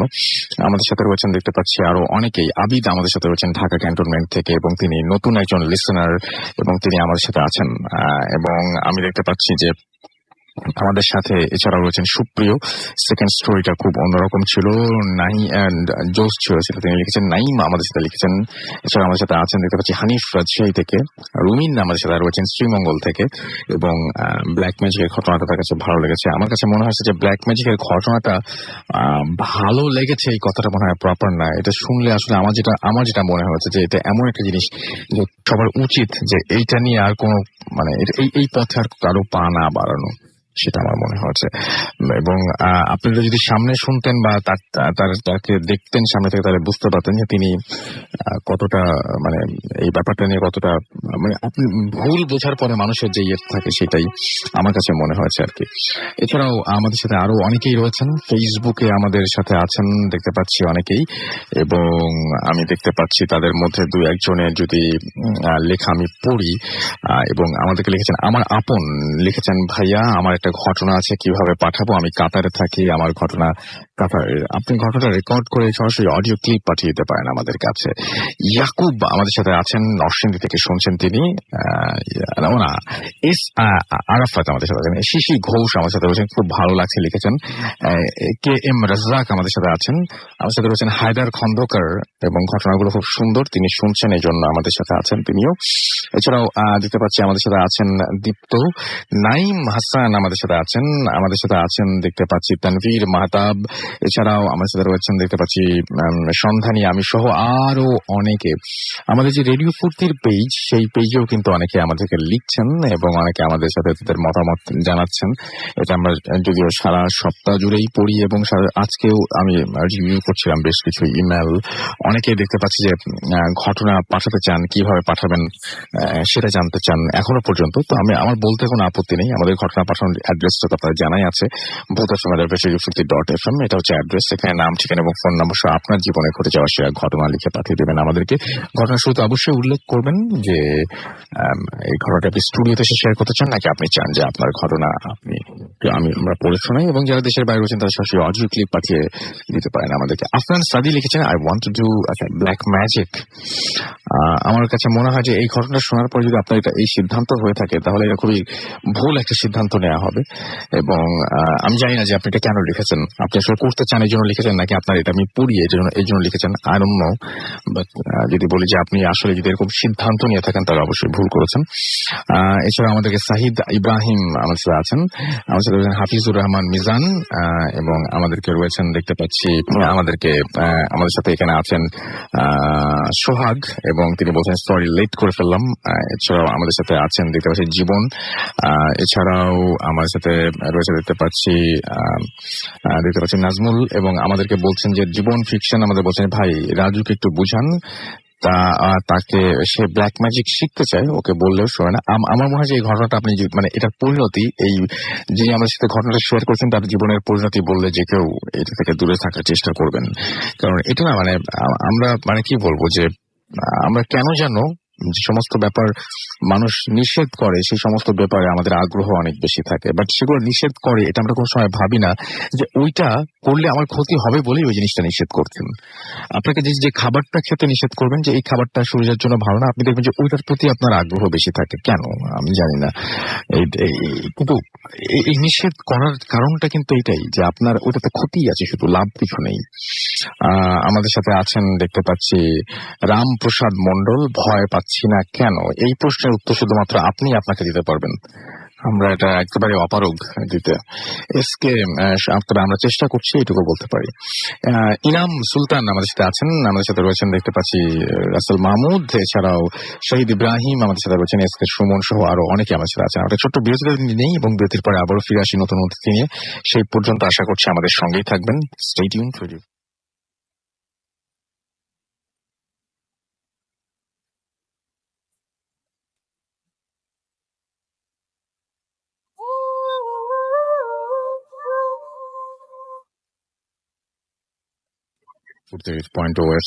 আমি রাস্তা লাচির সাথে, আমার সাথে রয়েছেন মাসুম ভাই এবং আজকে অতিথিরা। তো আমি আর মাসুম ভাই একটু আগে কথা বলছিলাম, তো আমরা কালকে বলতে পরশু দিন বললে সুবিধা হয়, কিন্তু আসলে টেকনিক্যালি মানে আসলে আসলে কালকে, কারণ হচ্ছে রাত 12টার পরে আমরা একটা এপিসোড করি, অর্থাৎ আমাদের উপলক্ষে যখন 22 তারিখ শুরু হলো 12টা থেকে 2টা পর্যন্ত তাহসান ভাই শো করলেন, তারপরে আমি ভূতাসন শুরু করলাম 2টা থেকে 5টা পর্যন্ত। 3 ঘন্টার ভূতাসন স্পেশাল এপিসোড ছিল, আপনারা সবাই অনেকেই শুনেছেন। এবং সেই স্পেশাল যে এপিসোডটা, সেই এপিসোডে আমরা মানে যত 3 ঘন্টা ছিল, আমরা খুব চমৎকার কিছু অডিও ক্লিপ পেয়েছিলাম। সেই অডিও ক্লিপগুলো আমরা সেখানে ইউজ করে ফেলি এবং চমৎকার চমৎকার চমৎকার চমৎকার অডিও ক্লিপ, এরকম অডিও ক্লিপ বহুদিন পর্যন্ত পাইনি আমরা। তো আমরা পারি একটা কাজ করতে, ওই 4টা অডিও ক্লিপ আমরা আবারও শোনাতে পারি আপনাদেরকে, সেটা আরেকদিন হবে। আমরা চাচ্ছি কি, সেটা সেই দিনে হয়তো এই অডিও ক্লিপগুলো আমরা ব্যবহার করতে পারবো। আমরা চাচ্ছি যে একটা শুধুমাত্র আপনাদের অডিও ক্লিপ দিয়ে এপিসোড বানাতে, এবং মানে আমরা একবার করেছিলাম আপনাদের শুধুমাত্র ইমেইল পড়েছিলাম আমরা সেই এপিসোডে, সব আপনাদের ইমেইল দিয়ে। তো আমরা চেষ্টা করবো যে একটা অডিও ক্লিপ দিয়ে এপিসোড করতে। তো সেই জন্য আপনাদের হেল্প দরকার, এবং আপনারা যারা আমাদেরকে ঘটনা পাঠাতে চান তারা আমাদেরকে ঘটনা পাঠাতে পারেন। এবং সেই জন্য যেটা করতে হবে সেটা হচ্ছে যে আপনাদের যে মোবাইল বা যে ডিভাইস রয়েছে সেটা থেকে যতটুকু নয়েজ বাদ দিয়ে যত সুন্দরভাবে কোন একটা বন্ধ জায়গায় আলাদাভাবে সুন্দরভাবে যদি রেকর্ড করতে পারেন আপনাদের ঘটনা। এমনিতে ইমেইল তো আমাদের পাঠাবেনি, সেটা তো ঠিকই আছে। বিশেষ করে যারা দেশের বাইরে আছেন তাদেরকে বলবো, এবং অনেকেই আছেন যে স্টুডিওতে আসতে পারেন না, অনেক দারুণ ঘটনা রয়েছে কিন্তু স্টুডিওতে কখনোই আসা সম্ভব না, একেবারেই সম্ভব না। তাদের জন্য বলবো যে আপনারা সরাসরি আপনাদের ঘটনাটা রেকর্ড করে অডিও ক্লিপটা পাঠিয়ে দিতে পারেন আমাদের কাছে। এবং অডিও ক্লিপ কিভাবে পাঠাবেন, আপনারা ফোনে সেটা রেকর্ড করে সেটা আপনারা পিসিতে নেবেন, এবং তারপরে সেই পিসি থেকে আমার মনে হয় যে মানে অনেকেই জানতে চান এই জন্য বলছি, সেটা ডাউনলোড করলেন পিসিতে এবং সেখান থেকে ইমেইলের সাথে অ্যাটাচ করে আমাদের কাছে পাঠিয়ে দিলেই হবে। আমাদের ইমেল অ্যাড্রেস কিন্তু সেম, bhultfm@radio50.fm, এখানে পাঠিয়ে দেবেন। অডিও ক্লিপটা ভালো হওয়াটা অনেক বেশি জরুরি। এখন তো সব ফোনেই তো খুব চমৎকার রেকর্ড করা যায়, সুতরাং কোনো সমস্যাই নাই। আর যাদের স্টুডিওর ফ্যাসিলিটিস রয়েছে তাদেরকে তো বলবো যে হ্যাঁ, আপনারা স্টুডিওতে করে পাঠিয়ে দিতে পারেন। ব্যাকগ্রাউন্ডে কোনো মিউজিক ইউজ করবেন না প্লিজ, কারণ ব্যাকগ্রাউন্ডের মিউজিক যেটা আছে সেটা আমরা ইউজ করবো। আপনার কোনো কিছু আপনি শুধু ঘটনা পাঠিয়ে দিলেই হবে। তো দেশের বাইরে আছেন অনেকে, এবং অনেকেই চান যে ঘটনা ব্যাপারটা, এবং যারা মনে করেন যে ভৌত সময় যেতে পারলে খুব ভালো হতো, অনেক ঘটনা থাকে কিন্তু লিখছেন আপনি, কিন্তু লিখে আপনার ইচ্ছা মানে মন ভরছে না। আবার অনেক ঘটনা চমৎকার ভাবে লিখেই সবচেয়ে ভালো প্রকাশ করতে পারেন, আপনি হয়তো বললে অত ভালো বলতে পারতেন না, বাট এত চমৎকার ভাবে লেখেন যে ওইটা পড়লেই একটা আলাদা অনুভূতির সৃষ্টি হয়। সেরকম আছে, সেটা যদি আপনি যেটাতে কমফোর্টেবল সেটাই করবেন। কিন্তু যারা মনে করেন যে ভূতের স্নাইপিং আসতে পারলে ভালো হতো, আসতে পারছেন না, তারা ঘটনা আমাদেরকে পাঠিয়ে দিতে পারে, আমরা এপিসোড করতে চাই। তো এখন আমরা চলে যাব আমাদের পরবর্তী ঘটনায়, এবং আমাদের সাথে আমাদের অতিথিও চলে এসছেন। আপনার নামটা একটু প্লিজ বলবেন মাইক্রোফোনে, তারপরে আপনার ঘটনায় যাব আমরা। আসসালামু আলাইকুম রাসেল ভাই। ওয়ালাইকুম সালাম। আমার নাম প্রতীক, আমি এসেছি বাড্ডা লিংক রোড থেকে। ওকে, শুনি আপনার ঘটনা। জি রাসেল ভাই, তো আমার সাথে যে ঘটনা ঘটে গেছে এটা বেশি দিন আগের না, মানে এই মাসের শুরুর দিকের ঘটনা। তো রাসেল ভাই, জেনারেলি যেটা হয়েছে, আমার আব্বু আম্মু ওনারা একটু কাজের জন্য ঢাকার বাইরে যায়। তো মোস্টলি ঢাকার বাইরে যাওয়ার সময় আমরা ফ্যামিলির 4 জনই যাই, নয়তো বড় ভাইয়া আমাদের বাসায় থাকে। জি। তো এবার আমার অ্যাডমিশনের জন্য আমাকে নিয়ে যাওয়া হয় না, তো আমি বাসায় থাকি ভাইয়া। তো আমি যেদিন বাসা থেকে আব্বু আম্মু যেদিন চলে যায়, সেদিন আমি রাত্রেবেলা আব্বু আম্মুর রুমে থাকি। তো তো সেই দিন আমার ওরকম কিছু হয় না রুমে, মানে 3:30-4টা পর্যন্ত আমি পড়ি, রুমে কোনো সমস্যা হয়নি, তো আমি ঘুমিয়ে পড়ি। তো ভাইয়া কাহিনীটা হয় এর পরের দিন। সেদিন ভাইয়া আমি রাত্রি 11টা-12টার সময় ঘুমিয়ে পড়ি। তো স্বাভাবিকভাবেই ঘুমাই, রাত্রি 2:30 কি 3টা বাজে, ঠিক সেই সময় হঠাৎ করে আমার ঘুমটা ভেঙে যায় ভাইয়া। আচ্ছা। তো আমি অনেক ঘামতে থাকি ভাইয়া। তারপর আমি ঘুম থেকে উঠে তারপর যখন দেখি আমি ঘামছি, তখন আমি মনে করলাম যে হয়তো কোনো দুঃস্বপ্ন কিছু দেখেছি বা প্রচন্ড গরম যে কারণে ঘামছি। তো আমি উঠে লাইটটা জ্বালায় আশেপাশে দেখি কিছু আছে নাকি, পরে লাইট নিবে আমি আবার শোয়ার চেষ্টা করি। তো আমি যখন ভাইয়া চোখ বন্ধ করে মানে শুয়ে থাকছি, আমার মনে হচ্ছে কেউ মাথা নিচু করে আমার দিকে তাকিয়ে আছে। তো ভাই আমি চোখ খুলে কিছুক্ষণ থাকি, মনে হয় যে আমার পিছে কেউ দাঁড়িয়ে আছে। তো আমি যে কাত হয়ে শুয়েছিলাম ভাইয়া, আমি সেই কাত ফিরে অন্য কাত হয়ে শুই। তো ভাইয়া মনে হয় যে আমার পিছে কেউ শুয়ে আছে। তারপর ভাই আমি আবার উঠে লাইট জ্বালাই আশেপাশে দেখি কেউ আসছে কিনা ঘরে, মানে ভাইয়া বা আঙ্কেল কেউ ঘরে এসেছে কিনা দেখতে, আমি ঘুমিয়েছি কিনা। আচ্ছা। তো ভাইয়া লাইট অফ করে আমি আবার ঘুমাতে যাই। এরপর ভাইয়া মানে একই জিনিস হতে থাকে, আমার মনে হয় যে কেউ আমার দিকে মাথা নিচু করে ভাইয়া তাকে আছে বা আমার পিছে দাঁড়িয়ে আছে ভাইয়া। তো আমি এদিক ওদিক ফুরি ভাইয়া, আস্তে আস্তে আমার ভয় অনেক বাড়তে থাকে। তো ভাই আমার বিছানা ঝাড়ু দিয়ে আমি বিছানা করার পর আমি বিছানা ঝাড়ুটা মানে বিছানার ভিতর মানে শুয়ে রেখে দিয়েছিলাম। আচ্ছা। তো ওইটা ভাইয়া মানে সোজা করে রাখা ছিল না যে মানে ওটা পড়ে যাওয়ার কোন, আর ফ্যানের স্পিড ওরকম ছিল না ভাইয়া যে পড়ে যাবে বা হাত পা লেগেও পড়ে যায় না ভাই। হঠাৎ করে দেখলাম বিছানা ঝাড়ুটা মানে বিছানা থেকে সেট করে পড়ে গেল নিচে। জি জি, একাই আপনার চোখের সামনে? আমার চোখের সামনে ভাই। মানে আমার এটা দেখে এত ভয় লাগছে, আমি জাস্ট মানে গায়ে কাঁথা ছিল, কাঁথাটা উঠিয়ে আমি দৌড় দিয়ে এক ঘরে ভাইয়ার রুমে চলে গেছি। আচ্ছা। তো ভাইয়ার রুমে চলে গিয়ে সেদিন রাত্রে ভাইয়াকে মানে আমি ডাক দিয়ে আমি ঘরে গিয়ে মানে লাইট অফ করে পরে মানে ভাইয়া এসে পরে আমরা ঘুমাইছি। তো পরের দিন রাত্রে যখন আমি ভাইয়াকে বলতেছিলাম ভাইয়া আজকে রাত্রে আমি আমাদের রুমে মানে আব্বু আম্মুর রুমে ঘুমাবো না, আমি এই রুমে ঘুমাই, তুমি আব্বু আম্মুর রুমে ঘুমাও। তারপর ভাইয়াকে ভাইয়া আমাকে জিজ্ঞেস করতেছিলাম কেন ঘুমাবো না, তো ভাইয়াকে খুলে সবকিছু বললাম। তো বলার পর ভাইয়া বললো যে ওনার সাথেও ঠিক সেম কাহিনী হয়েছে ভাইয়া। আচ্ছা, আপনার ভাই এখানে আছেন, আপনার নামটা একটু প্লিজ বলে তারপরে আপনি আপনার বাকি ঘটনাটা বলবেন। আমি তাহমিদ, তো লিংক রোড থেকে এসেছি, তাহিদের বড় ভাই। তো হ্যাঁ, আমাদের বাসায় সমস্যা যেটা হতো যে ওই রুমে আমি একা থাকতে আমিও ভয় পেতাম। এর আগে আমার সাথে এমন একটা ব্যাপার হয়েছিল যে আমি যখন রাত্রে ওই রুমে একা একা থাকি তখন দেখা যেত যে মনে হতো লাইটের অফ করার পর রুমের ভিতর কেউ একজন আছে, বা মানে উপর হয়ে তাকিয়ে থাকলে একটা যেরকম ফিলিং হয় মানুষের যে অন্য কেউ তাকিয়ে আছে বা দেখছে, এরকম একটা অনুভূতি হতো আর কি। তো আমি এই ভয়টা আগে পেতাম, সেই জন্য আর কি আমি একা একা ওই রুমে কখনোই থাকতাম না। তো এই কথাটা যখন ও বলে তখন আমি মানে লিটারেলি বড় ভাই সেই হিসেবে আর কি ওকে সাহস দেওয়ার জন্য ওকে বলছি যে না এরকম কিছু নাই, আমিও তো রুমে ঘুমাই না, আমিও ভয় পাই। তো ও বলে কি আচ্ছা ঠিক আছে। তো পরে ওই দিন আমরা ঘুমিয়ে পড়ি ওই আব্বু আম্মুর রুমে তালা দিয়ে আর কি, সে রুমে থাকি না আমরা। তো পরের দিন যথারীতি আব্বু আম্মুর টাঙ্গা থেকে চলে আসে, ঢাকায় চলে আসে। তো আসার পর আমরা 4 জন একসাথে খাচ্ছি। তো খাওয়ার সময় আম্মুকেও ঘটনাটা বলতেছিল। আচ্ছা। তো আব্বু এখানে ছিল, আব্বু খাচ্ছে। তো ঘটনাটা যখন আম্মুকে বলতেছে তখন খেয়াল করলাম যে আব্বুর দিকে তাকিয়ে আছে। তো আব্বু তারপর ওর কথাটা শুনে আব্বু ওর কথাটা শুনলো, আম্মু শুনলো। তো আম্মু বলে এসব কিছুই না, তুমি রাত্রে সোয়েটার পরে ঘুমাবো, তাহলে আর এরকম কিছু হবে না। তো আব্বু আবার তখন ডিরেক্ট বলে দিল যে আমরা যখন এরপর টাঙ্গাইল যাবো ওই রুমে কারোই থাকার দরকার নেই, ওই রুমটা তালা দিয়ে একা থাক। তো ভালো কথা। তো পরের দিন এটা আবার আমরা আবার আব্বুর সাথে একটু ডিস্টেন্স থাকার কারণে আব্বুকে ডিরেক্ট জিজ্ঞেস করতে পারিনি। তো পরের দিন আমি আম্মুকে জিজ্ঞেস করি যে আম্মু আসলে ব্যাপারটা কি। আম্মু বলে যে আব্বুর নাকি নিজেরও এরকম এক্সপিরিয়েন্স হয়, রাতে যখন একা ওই রুমে থাকে তখন আব্বু নাকি এরকম ফিল করে যে রুমে অন্য কেউ আছে বা আব্বুর গায়ে হাত বুলিয়ে দিচ্ছে, এরকম একটা মানে ফিলিং নাকি আব্বু নিজেও পায়। তো মোট কথা আরেকটা জিনিস বলতে হয় ভাইয়া, যে যখন মাঝে মাঝে আম্মু মানে ঢাকায় থাকতো না কোনো কাজে, আব্বু একা যখন থাকতো আমরা খেয়াল করতাম যে আব্বু লাইট জ্বালিয়ে রাতে ঘুমাচ্ছে। আমরা কখনো এটা নিয়ে কোয়েশ্চেন করিনি, কারণ হয়তো আব্বু কাজ করতেছে বা কোন একটা রিজনে রাত্রে লাইট জ্বালিয়ে রাখছে, তো এই জন্য জিজ্ঞেস করিনি কখনো। কিন্তু পরে আম্মুকে জিজ্ঞেস করার পর আম্মু কথাটা বলে যে আসলে আব্বু নিজে ভয় পায় বা আব্বু নিজে এই জিনিসগুলোতে একটু আনকমফোর্টেবল ফিল করে দেখে রাত্রে আব্বু নিজেও এরকম লাইট জ্বালিয়ে রাখে। তো পরে আর কি ব্যাপারটা আমরা বুঝতে পারি। তো এখন এই ব্যাপারটা বুঝতে পারার পর আর কোনো কথা বাড়েনি। আর পরবর্তীতে এরপর আম্মু আব্বু টাঙ্গাইল রিসেন্টলি যায়নি, আর কোনো ইনসিডেন্ট হয়ও নেই। আচ্ছা, আপনাদের এই বাসাটা তো নিজের বাসা? হ্যাঁ হ্যাঁ হ্যাঁ। আচ্ছা, নিজের বাসা। এখন এই বাসাটায় এরকম ঘটনা ঘটছে, এটা কেন ঘটছে? এটার আসলে কোনো মানে এক্সপ্লেনেশন আমাদের কারো কাছেই না। আব্বুকে আম্মুকে যেভাবে জিজ্ঞেস করেছিলাম তারা কিছুই বলে নাই।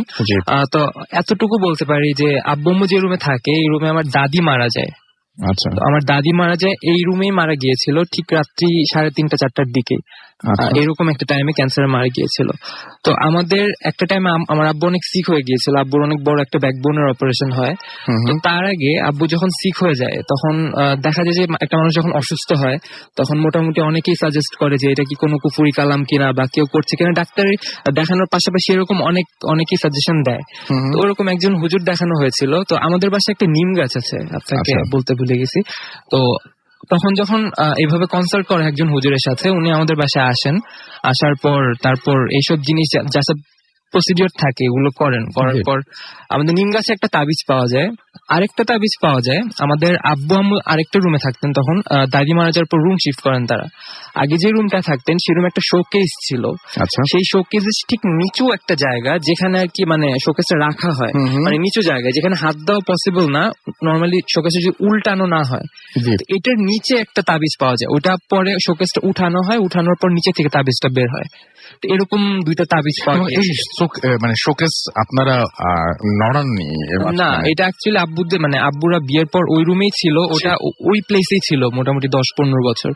ওখানে হাত দেওয়া বা ছিল ওটা নিচের জায়গা, তো ওখানে ঝাড়ু দেওয়ারও কোনো উপায় নেই, ওটার উপরেই তো রাখা হয় নর্মালি। তো সেই জন্য আর কি ব্যাপারটা এরকম যে আপনাদের এর পরে বা এই কারণের প্রেক্ষিতে হোক বা যে কোনো কারণেই হোক ওই ঘরে শুলে সবারই কিছু একটা মনে হয়। কি মনে হয় বলেন তো, কি মনে হয়? আর একবার যদি সবাইকে বলি, মানে আপনারা জাস্ট একটু উপলব্ধি করুন যে এই ঘটনাগুলো যে আজকে আপনার রুমে আপনার সাথে ঘটে, কি হয়? ধরেন যে কেউ শুয়ে আছেন, আপনার বাবার তো আমার আব্বু যখন ওই ঘরে শুয়ে থাকে একা, তো গায়ে কাঁথা দিয়ে শুয়ে থাকলে যদি ভালো করে শুনুন, হাত বুলিয়ে দেয়, হাত বুলিয়ে দেওয়ার সময় যে ফিলিংটা হয় হালকা একটা ফিলিং, আর যদি মনে হয় কেউ মানে উপর থেকে দেখছে এবং হাত বুলিয়ে দিচ্ছে, আপনি যখন ফিল করতে পারবেন জিনিসটা, এই ফিলিংটা যখন হয় এরকম একটা ফিলিং আর কি, মানে কেউ একজন আপনাকে দেখছে আপনার গায়ে হাত বুলিয়ে দিচ্ছে। আপনার ফিলিংটা কেমন ছিল?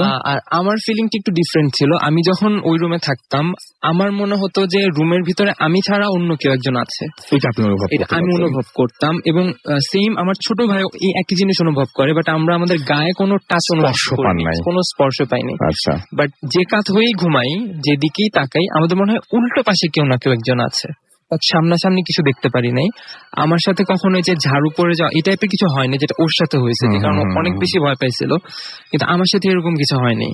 আচ্ছা, বাট এছাড়া আরেকটা ছোট কাহিনী আমার চাচার ব্যাপারে বলতে চাই। একদিন আমি আপনাকে মানে একটা কথা হয়তো অফ এয়ারে বলেছিলাম যে আমি রাতে গেম খেলি, অনলাইন গেমার হওয়ার কারণে সারা রাত গেম খেলতাম, বেশ রাত হতো ঘুমাতে, 4টা-5টা বেজে যেত। তো আমাদের মানে রাত্রে গেম খেলার কারণে মানে রাত্রেবেলা আমি যখন ওয়াশরুমে যেতাম বা টয়লেটে যেতাম, তো এটা একটা করিডোরের মতো লম্বা একটা জায়গা, ঠিক একেবারে মাথায় ড্রয়িং রুমটা। তো আমরা করিডোরে ঠিক মাঝামাঝি জায়গায় ওয়াশরুম হওয়ার কারণে ওইটার দরজা যখন খুলতে হয় তখন আপনি ড্রয়িং রুমটা দেখতে পাবেন। আচ্ছা, তো ড্রয়িং রুমে যখন আমাদের করিডোরে আবার একটা লাইট আছে, তো ড্রয়িং রুমের লাইট অফ থাকলে করিডোরের লাইট অফ থাকলে ড্রয়িং রুমের একটা মানে পোর্শন দেখা যায়। তো আমি একদিন ওয়াশরুমে ঢুকছি, মানে টয়লেটে যাব, ঢোকার সময় আমি হঠাৎ করে মানে আমার বাম পাশে ড্রয়িং রুমটা পড়বে, তো আমি তাকাই, ওদিকে তাকানোর পর দেখি কি ড্রয়িং রুমের যে সোফা ওখানে আমার চাচা বসে আছে। আচ্ছা, তো আমি তখন আমার কাছে ব্যাপারটা একটু মানে ভয়ঙ্কর মনে হয় নাই, তখন ব্যাপারটা খুব সিম্পল মনে হয়েছিল যে এটা হতেই পারে, আমার চাচা মাঝে মাঝে ঘুম আসে না বলে তার মানে বাচ্চাদের ঘুম পাড়ি ওখানে গিয়ে বসে থাকে অথবা। তো আমি আসলে তখন গিয়ে যে জিজ্ঞেস করবো এটা আমার মাথায় ছিল না। আমি মানে বাথরুমে যাই, বের হই, লাইটটা অফ করে আমি এসে আমার রুমে শুয়ে পড়ি, সবকিছু নর্মালি হয়। তো পরের দিন আমি পানি খাচ্ছিলাম সকালে ঘুম থেকে, আমার চাচা তখন ওখানে আবার সাইড দাঁড়িয়ে পান খাচ্ছিল। তো কাকাকে বললাম, কাকা তুমি গতকালকে রাত্রে এত রাত্রেবেলায় বসেছিল ড্রয়িং রুমে কি জন্য? তখন কাকা অবাক হয়ে আমাকে বলতেছে যে কই না তো, আমি তো ঘুমিয়ে গেছি সেই কখন 1টা 12:30-1টার দিকে, কি ব্যাপার তুই কাকে দেখছিস? আমি তো ওখানে, আমি বলছি না আমি মনে হয় তোমাকে দেখলাম, তুমি কি দুষ্টামি করতেছ? আমি বলছি কাকা হয়তো আমার সাথে একটু মজা করার জন্য এটা এভাবে বলতেছে। আচ্ছা, তো পরে আমার কাকা আবার কথাটা এভাবে না বলে কথাটা আবার মানে চেঞ্জ করে নিয়ে যায়, যাতে আমি ভয় না পাই হয়তো, বা আমি বুঝতে পারি যে কাকা জিনিসটা ডিরেক্টলি আমাকে বলতে চাচ্ছে না। তো এইটাই এতটুকুই। তো আমি পরে এই জিনিসটা এখন ঘাটাঘাটি করি নাই, কারণ মানে এই জিনিসটা নিয়ে ঘাটাঘাটি করার তো আসলে কিছু নেই, যেহেতু ভয়ঙ্কর কিছু দেখি নাই, মানে এইভাবে আসলে ফিল করিনি।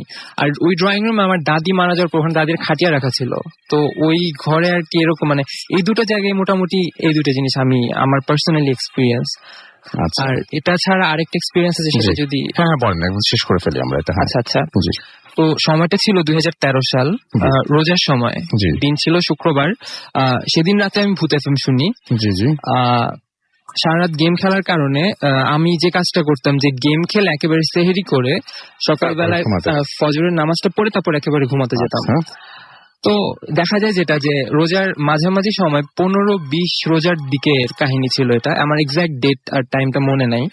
তো এরকম ছিল, দেখে প্রথম রোজার সময় যে জিনিসটা হয় আর কি, মসজিদে অনেক বেশি লোক থাকে, তারপর অনেক মোটামুটি আমাদের যে মসজিদে আমি নামাজ পড়তাম সেটা 5 তালা হওয়ার কারণে 2-3 তালা পর্যন্ত মানুষজন ভরে যেত। তো মাঝামাঝি টাইমে হওয়ার কারণে সেই মসজিদে কম মানুষ হয় যখন, তখন নিচ তালাটাই পুরোপুরি ফিল আপ হতো না। তো সেই দিন ভূত এফএমে আমি একটা কাহিনী শুনছিলাম জিনদের নিয়ে, যে জিনরা যদি আশপাশে আসে তাহলে একটা সুন্দর স্মেল পাওয়া যায়, বা কোনো একটা মানে আতরের গন্ধর মতো কিছু পাওয়া যায়, যেটা আমি কোনো ফিল করিনি। তো আমি গেম খেলছিলাম আর শুনছিলাম। তো রাত্রে সেহরি করি, নর্মালি সেহরি করে আমি বের হই নামাজ পড়ার জন্য। তো আমি, আমার একটা ফ্রেন্ড ছিল ওখানে কাছে, নাম অরুণ। তো ওকে আমি বলতাম আসতে আমার সাথে নামাজ পড়ার জন্য। কোনো এক কারণে সেদিন ও আসেনি নামাজ পড়তে, আমি একাই যাই। তো একটু অবাক হয়ে খেয়াল করি যে রাস্তাঘাটে তেমন একটা মানুষজন না, একেবারেই খালি, প্রায় খালি। তো মসজিদে আমি নর্মালি যাই। তো নর্মালি আমরা যখন মসজিদে ঢুকি তখন স্যান্ডেলটা হাতে নিয়ে ভিতরে একটা র্যাকে নিয়ে রাখি, তারপর নামাজ পড়তে বসি। তো আমি নিয়ে রাখলাম, রেখে নামাজ পড়ার জন্য বসছি, এখনো মানে ইমাম আসেন, ইমাম ঢুকবেন। তো ওই সময় আমি খেয়াল করলাম 6 ফিট 3 কি 4 ইঞ্চি এরকম হাইটের একটা লম্বা সাদা কালারের আলখাল্লা, বা ইমাম সাহেবরা যেটা পরেন আর কি, এরকম একটা ড্রেস পরা একজন ঢুকলেন। এবং উনি যখন ঢুকলেন আমি ঠিক মানে একটা সুন্দর স্মেল পেলাম, মানে স্মেলটা অ্যাকচুয়ালি আতরের না, আবার মানে কোনো বডি ডিওডোরেন্ট বা মানে কোনো বডি স্প্রে সেন্টও না, খুব সুন্দর একটা স্মেল, যেটা আর কি খুব ভালো লাগে। উনি ঠিক আমার ডান পাশে এসে বসলেন নামাজ পড়ার সময়। তো ইমাম আসলেন, তো আমি যখন উনি আমার পাশে এসে বসেন, তো তখন আমার মাথায় চিন্তা হচ্ছিল যে জিনরা তো মসজিদে নামাজ পড়ে, ভূত এফএম আজকে শুনলাম যে এরকম সুন্দর স্মেল। তো আমার মনে হচ্ছিল যে এই মানুষটা তো জিন নাকি মানুষ সেটা তো আমি জানি না। তো এরকম একটা চিন্তা মাথায় ছিল। তো তখন আমি নামাজ পড়ি, নামাজ পড়ার পর সেই লোক আমার সাথে নামাজ পড়ে। আমরা নামাজ শেষ করে বের হই। তো বের হওয়ার পর আমরা যেটা করি, যে হাতে স্যান্ডেলটা নিয়ে মসজিদের যে সিঁড়ির লাস্ট স্টেপটা, সেখানে স্যান্ডেলটা রাখি, রাখার পর তারপর স্যান্ডেলটা আমরা পরি। তো আমি সেখানে স্যান্ডেলটা রাখছি, মাটির দিকে তাকে একটু নিচু হয়ে স্যান্ডেলটা রাখছি। যখনই আমি উঠে দাঁড়াইছি, দেখি ঠিক আমার সামনে লোকটা দাঁড়ানো, সে হুজুর মতো লোকটা। ওনার লম্বা দাড়ি ছিল আর চেহারা বেশ ভালো ফর্সা ছিল। আমরা যেটাকে আর কি মানে অনেকটা বুকি শিশাতে জানি যে নুরানি চেহারা বলি যেটাকে আর কি, এরকম টাইপের ছিল। তো আমার এরকম ধারণা হওয়াটা স্বাভাবিক ছিল। তো সব থেকে অবাক করা কাহিনীটা এখানেই হয় ভাইয়া, যে যখনই আমি ওনার দিকে তাকাই, উনি আমার দিকে একটা মুচকি হাসি দেন। মুচকি হাসি দিয়ে আমাকে বলেন যে নামাজ পড়ার সময় এসব কি উল্টাপাল্টা ভাবেন। সুন্দর মতো এটা বলে উনি জাস্ট ঘুরে হাঁটলেন, মানে হেঁটে চলে যাচ্ছেন। আমি জাস্ট ওই টাইমটাতে যখন এটা দেখলাম, মানে আমার ফিলিংটা জানি কেমন ছিল, যে মানে আমি বুঝতেছিলাম না যে এখানে আমার সাথে কি হলো। আমার খুবই নরমাল ঘটনা, কিন্তু খুবই কিন্তু খুব অবাক লাগতেছিল যে আমি তো এটা কাউকে বলি না, সে কারোর সাথে কথা বলিনি, কিচ্ছু বলিনি। উনি আমার সাথে নামাজ পড়লো, বের হয়ে চলে যাচ্ছে। আর সত্যি কথা জানি না যে অনেকের সাথে প্যারানরমাল অ্যাক্টিভিটিস হয়, যে তারা বলে যে কেন গিয়ে ধরলেন না, কেন গিয়ে এরকম কথা বললেন না। বাট সত্যি কথা ভাইয়া, যে ওইরকম একটা সিচুয়েশনে যখন কেউ পড়ে, হ্যাঁ ওই টাইমটা আপনার চিন্তা করতে কিছুক্ষণ টাইম লাগে, একদম ওই মোমেন্টটা চলে যায় এর ভিতরেই। তো এটাই ছিল আর কি। সেদিন আমি নর্মালি আসি বাসায় এসে, কাউকে কিছু না বলে আমি চুপচাপ ঘুমিয়ে যাই। আমি ভাবছিলাম যে এই ব্যাপারটা যদি এখন কাউকে বলি রোজার সময়, এই জিনিসটা অনেকেই বিলিভ করবে না, অথবা হতে পারে যে আমাকে খারাপ কিছু দেখেননি, আপনি হয়তো ভালো কিছু দেখেছিলেন। থ্যাংক ইউ ভেরি মাচ আপনার ঘটনার জন্য। আমরা একটা ছোট্ট একটা ঘটনায় যাব। আর একটা ঘটনা, ছোট না, এই ঘটনাটা আমি পড়েছি কিনা I am not sure, but এই ঘটনাটা যদি না পড়ে থাকি তাহলে পড়া উচিত, আর এই ঘটনা যদি পড়ে থাকি তাহলে মাফ করে দিয়ে না আমরা আরেকদিন শুনি। লিখছেন রাসূল সালাম নেবেন, আজ আপনাদের সাথে জীবনের গতিপথ পাল্টে দেওয়া একটা ঘটনা শেয়ার করব। যদিও জীবনের বেশিরভাগ সময় কেটেছে ঢাকায়, কিন্তু আমার গ্রামের বাড়ি লালমনিরহাটের এক সীমান্তবর্তী গ্রামে। তাই স্টুডিওতে এসে শেয়ার করা সম্ভব না, ভালো লাগলে পড়ে শোনাবেন। 2014 সাল। তখন আমি ঢাকায় লিগ খেলতাম, ঢাকার এক নাম করা ক্লাবে। উল্লেখ্য, আমি প্রফেশনাল ক্রিকেটার ছিলাম। সেবার ঢাকায় লিগ শেষে গ্রামের বাড়ি ফিরলাম। বাড়িতে যখন পৌঁছালাম তখন প্রায় সন্ধ্যা। বাড়ির সবার সাথে কথা বলে রাতের খাবার শেষে বাজারে গেলাম বন্ধুদের সাথে দেখা করতে। খুব মজা করলাম। সবাই চলে গেল। ঘড়িতে তখন প্রায় 12:30। আমিও বাড়ির দিকে রওনা দিলাম। মোবাইলে গান বাজছে, জ্বলছে মোবাইলের ফ্ল্যাশ লাইট। হাঁটছি আমি। আমাদের বাড়ি আসার রাস্তার পাশেই একটা পারিবারিক কবরস্থান আছে। কবরস্থান থেকে আমার বাড়ি 5 মিনিটের পথ। যখন কবরস্থান পার হলাম, হঠাৎ একটি মেয়ে আমার বিপরীত দিক থেকে জোরে জোরে হেঁটে আসছে। একটু অবাক হলাম, এত রাতে একটা মেয়ে রাস্তায় কেন? প্যারানর্মাল কিছুই ভাবিনি কখনো। কাছে আসতে দেখলাম মেয়েটি নববধূর সাজে। অন্ধকারে মুখটা ভালো মতন দেখা গেল না। কাছে এসে জিজ্ঞেস করলো, ভাই, শহরে যাওয়া যাবে কিভাবে? আমি বললাম, এত রাতে শহরের জন্য কিছুই পাবেন না। অনেক সাহস নিয়ে বললাম, কে আপনি? মেয়েটির সহজাত উত্তর, আপনি চিনবেন না। আমিও আর মাথা ঘামালাম না। ভাবলাম বিয়েতে রাজি নয়, হয়তো এই জন্যই পালিয়ে এসেছে। আশেপাশের এলাকার কেউ হয়তো, সকাল হলেই সব জানা যাবে। ঠিক আছে, যান বলে বিদায় নিলাম। সত্যি বলতে তখন পর্যাপ্ত ভয় আমি পাইনি। 5-7 মিনিট পর বাড়িতে ফিরলাম, ভাত খেলাম আমার সব প্রিয় তরকারি দিয়ে, শুয়ে পড়লাম। কখন ঘুমাই, কখন ঘুমিয়ে গেলাম বলতে পারি না। ঘটনা শুরু এখানেই। আমার বাড়ির পেছনে একটা মাঝারি ধরনের পুকুর এবং তার কাছেই একটি বড় সুপারি বাগান আছে। আমাদের বাড়ি আসলে এলাকার ছোট ছেলেদের সাথে। এখানেই বাড়ি আসলে আমি মজার ক্রিকেট খেলি। ঘুমানোর পর স্বপ্নে দেখলাম আমাদের বাগানে আমি ক্রিকেট খেলছি। হঠাৎ পুকুর পাড়ের সাথে একটা সুপারি গাছের নিচে বসা একটা মেয়ে আমাকে ডাকলো। কাছে যেতেই দেখি রাতের দেখা সেই মেয়েটি বসে আছে নববধূর সাজেই। আমি বললাম, আরে আপনি এখানে কি করেন? রাতে শহরে যাননি? মেয়েটি বলল, না, আমি তোমাকে একটা জিনিস দিতে এসেছি। কি? গাছের গোড়ার দিকে দেখিয়ে বলল, ওই যে দেখছো, নিয়ে যাও, উপকার হবে। মেয়েটি অনেক সুন্দর ছিল। আমি হাঁ করে তাকিয়েছিলাম। হঠাৎ আবিষ্কার করলাম আমি বিছানায়। বুঝলাম স্বপ্ন দেখছি। পানি খেয়ে আবার ঘুমিয়ে গেলাম। পরদিন সকাল 9টার দিকে ঘুম থেকে ব্রাশ হাতে নিয়ে হাঁটতে হাঁটতে পুকুরের পাড়ে সেই গাছটা নিচে গেলাম। অবিশ্বাস্য হলেও সত্যি, আমি দেখলাম গাছের নিচে একটা রূপার মালা পড়ে আছে। দেখি ভেবে মালাটা হাতে নিলাম। বাথরুমে গিয়ে ভালো করে ধুলাম। রাতের স্বপ্নে দেখা কথাটা খেয়াল হলো, মালাটা সাথে রেখো, উপকার হবে। শেষটা কেমন হবে দেখতে চাইলাম। একটু একরোখা হওয়ায় আম্মুকে কিছু না বলেই গলায় দিলাম মালাটা। আম্মুকে জানালে আম্মু কখনোই ওটা আমাকে পড়তে দিত না। সকালের নাস্তা শেষে পাড়ার মাঠে গেলাম আড্ডা দিতে। বন্ধুদের রাতের ঘটনাটি বললাম, কিন্তু সবাই অনেক জোর গলায় উত্তর দিল, আমাদের এলাকা তো দূরের কথা, আশেপাশেও কোনো বিয়ে কিংবা পালানোর ঘটনা ঘটে নাই। ব্যাপারটা নিয়ে বেশি মাথা ঘামালাম না। তবে আমি খেয়াল করলাম প্রত্যেক রাতেই অনেক স্বপ্ন দেখা শুরু করলাম। ভয়ানক কিছু নয়, কিন্তু আগের রাতে যা দেখি পরের দিন অক্ষরে অক্ষরে সেটা মিলে যায়। ব্যাপারটা আমি মজাই পেলাম। ওভাবে 10-15-20 দিন কেটে গেল।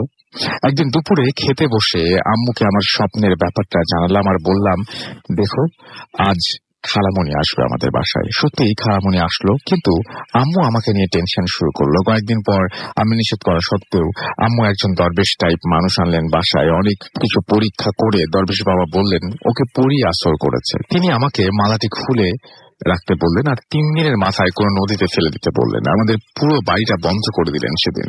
উনি যাওয়ার পর আমি আম্মুকে মালাটা খুলে দিয়ে ভালো করে রাখতে বললাম। আম্মু আলমারিতে অনেক গোপন ভাবে সংরক্ষণ করলেন মালাটি। সেই রাতে আমি স্বপ্নে দেখলাম ওই নববধূ মেয়েটি আমাকে একটি গাছে বেঁধে রেখেছে, চাবুক দিয়ে মারছে আর বলছে, তুই কেন মালাটি খুললি?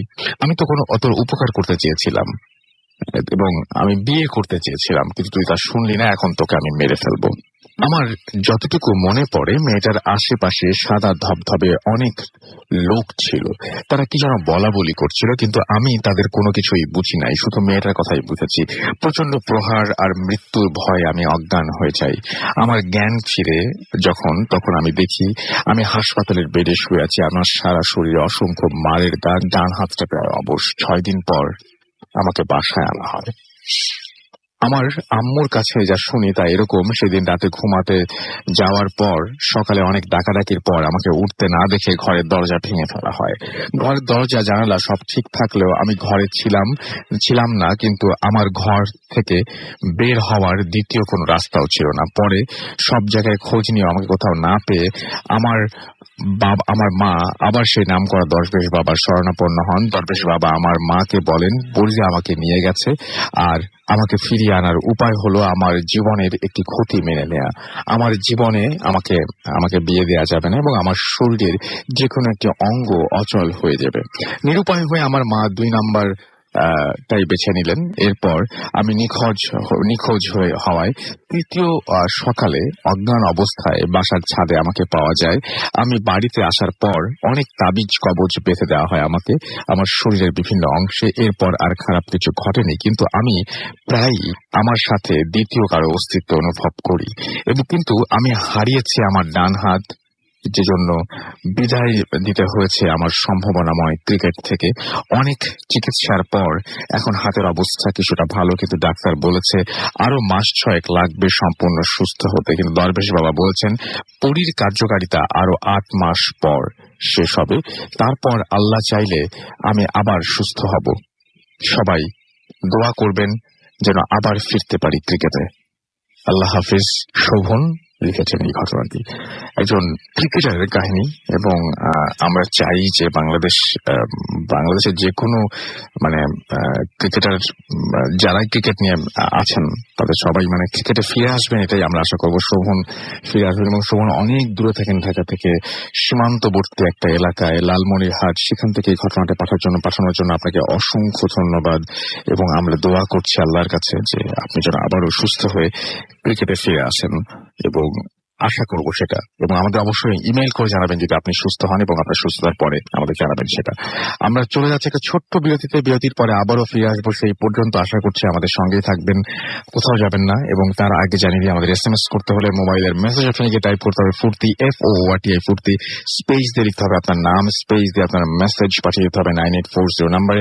আমাদের ইমেইল করতে হলে আমাদের ইমেইল অ্যাড্রেস হচ্ছে bhutfm@radiofurti.fm, which is BHWTFM@radioforti.fm। আপনার নাম, ঠিকানা এবং ফোন নাম্বার সহ আপনার জীবনে ঘটে যাওয়া বা আপনার জানা সেরা ঘটনা লিখে পাঠিয়ে দিন আমাদের কাছে। ঘটনার শুরুতে অবশ্যই উল্লেখ করুন যে ঘটনাটি আপনারা স্টুডিওতে এসে শেয়ার করতে চান, নাকি আপনারা চান আপনার ঘটনা আমরা পড়ে শোনাই। আর যারা দেশের বাইরে রয়েছেন তারা অডিও ক্লিপ পাঠিয়ে দিতে পারেন আমাদের কাছে। আর সে সাথে আমরা একটু আগেই একটা ঘোষণা দিয়েছি যে একটা অডিও ক্লিপ নিয়ে আমরা একটা এপিসোড করতে চাই। সো অবশ্যই যারা আমাদের অনেকে ইন্ডিয়া থেকে ঘটনা পাঠান, তাদের তো আসা খুব ডিফিকাল্ট হয়ে যায় ঢাকায় এসে আমাদের স্টুডিওতে এসে শেয়ার করা।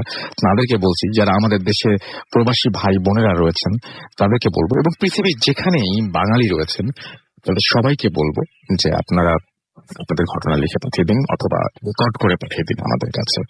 আমাদের অ্যাড্রেসটা হচ্ছে bhutfm@radiofurti.fm।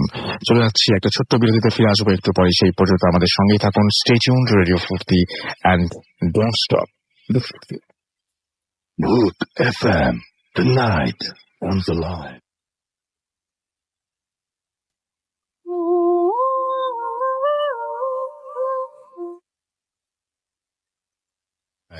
শুনছেন সবসময় রেডিও ফুর্তি 8.2 FM। আমি রাস্তাল আছি, সাথে আমার সাথে রয়েছে মাসুম ভাই এবং আজকের অতিথিরা, এবং আপনাদের সবাইকে আরো একবার স্বাগত জানাচ্ছি ভূত FM-এ।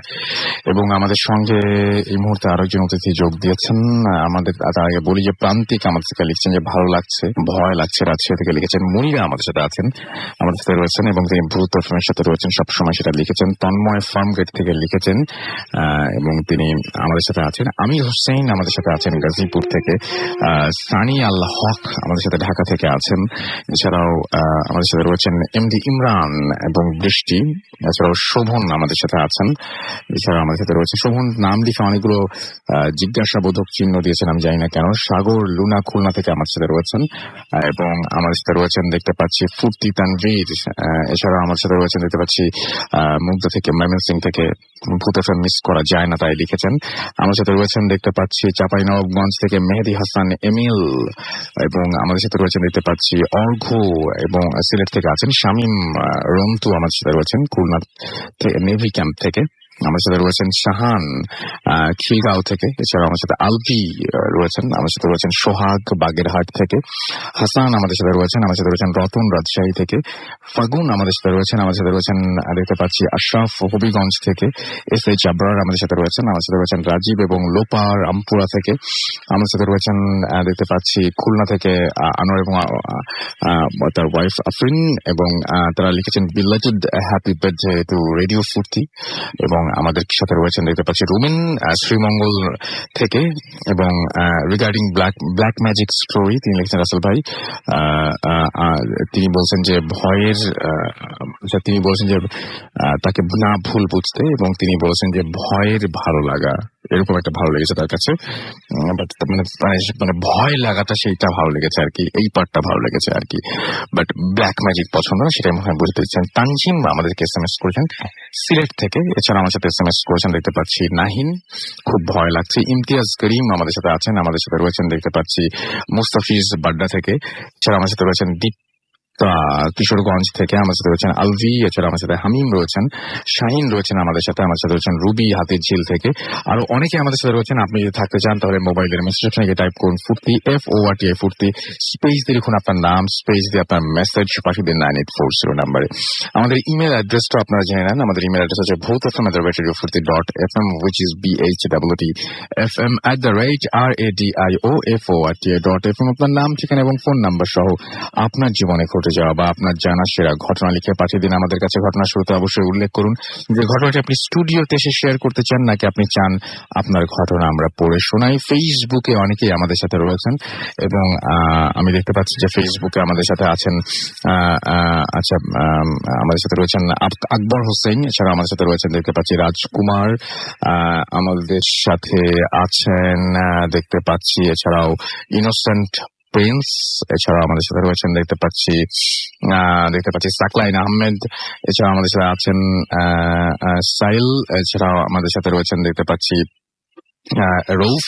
আমাদের সাথে রয়েছেন এছাড়াও এমডি শাকিল মজুমদার। এছাড়াও সত্যজিৎ রয় আমাদের সাথে রয়েছেন। আমাদের সাথে রয়েছেন অজয় বিশ্বাস। আমাদের সাথে রয়েছেন অমি হাসান। এছাড়াও আমাদের সাথে রয়েছেন নাইমুর ইসলাম দুর্জয়। আমাদের সাথে রয়েছেন দেখতে পাচ্ছি রৌফ ইসলাম। আমাদের সাথে রয়েছেন দেখতে পাচ্ছি এছাড়াও তন্নি মজুমদার এবং এবং এবং আমাদের সাথে রয়েছেন দেখতে পাচ্ছি দেবাশিস সহ আরো অনেকে। তো আমরা আবারও আপনাদের SMS এবং আপনাদের সবকিছুতে ফিরে আসবো এবং আমরা এখন যেটা করবো সেটা হচ্ছে যে সরাসরি ঘটনায় চলে যাব। আপনার নামটা প্লিজ একটু বলবেন, তারপর আপনার ঘটনায় আসবো আমরা। ধন্যবাদ রাসেল ভাই। আমার নাম সাদত আহমেদ বিতান। জি, আমি যে ঘটনাটি আজকে আপনার বলবো সেটি হচ্ছে অনেক পুরোনো, আগে 1970 সালের ঘটনা। জি, আমার বাড়ি হচ্ছে রাজবাড়ী জেলা পাংশা থানা সাউরাইল গ্রাম, খুব অজপাড়া গা। এখনো সেখানে কারেন্ট বিদ্যুৎ পৌঁছায় নেই এমন জায়গা। যাই হোক, আমি তখন ক্লাস 8-এ পড়ি। তা একদিন হঠাৎ শুনতে পেলাম যে আমাদের, আরেকটু বললে নেওয়া ভালো, যে আমাদের নদী স্কুল থেকে আধা কিলোমিটার দূরে হবে একটা নদী। নদীর ধারে খুব নির্জন একটা জায়গা, বাড়ি ঘর শূন্য, নাই বললেই চলে। হ্যাঁ, একটা কালী ঘর আছে, বট গাছ আছে, বট গাছের নিচে একটা কালী মন্দির আছে।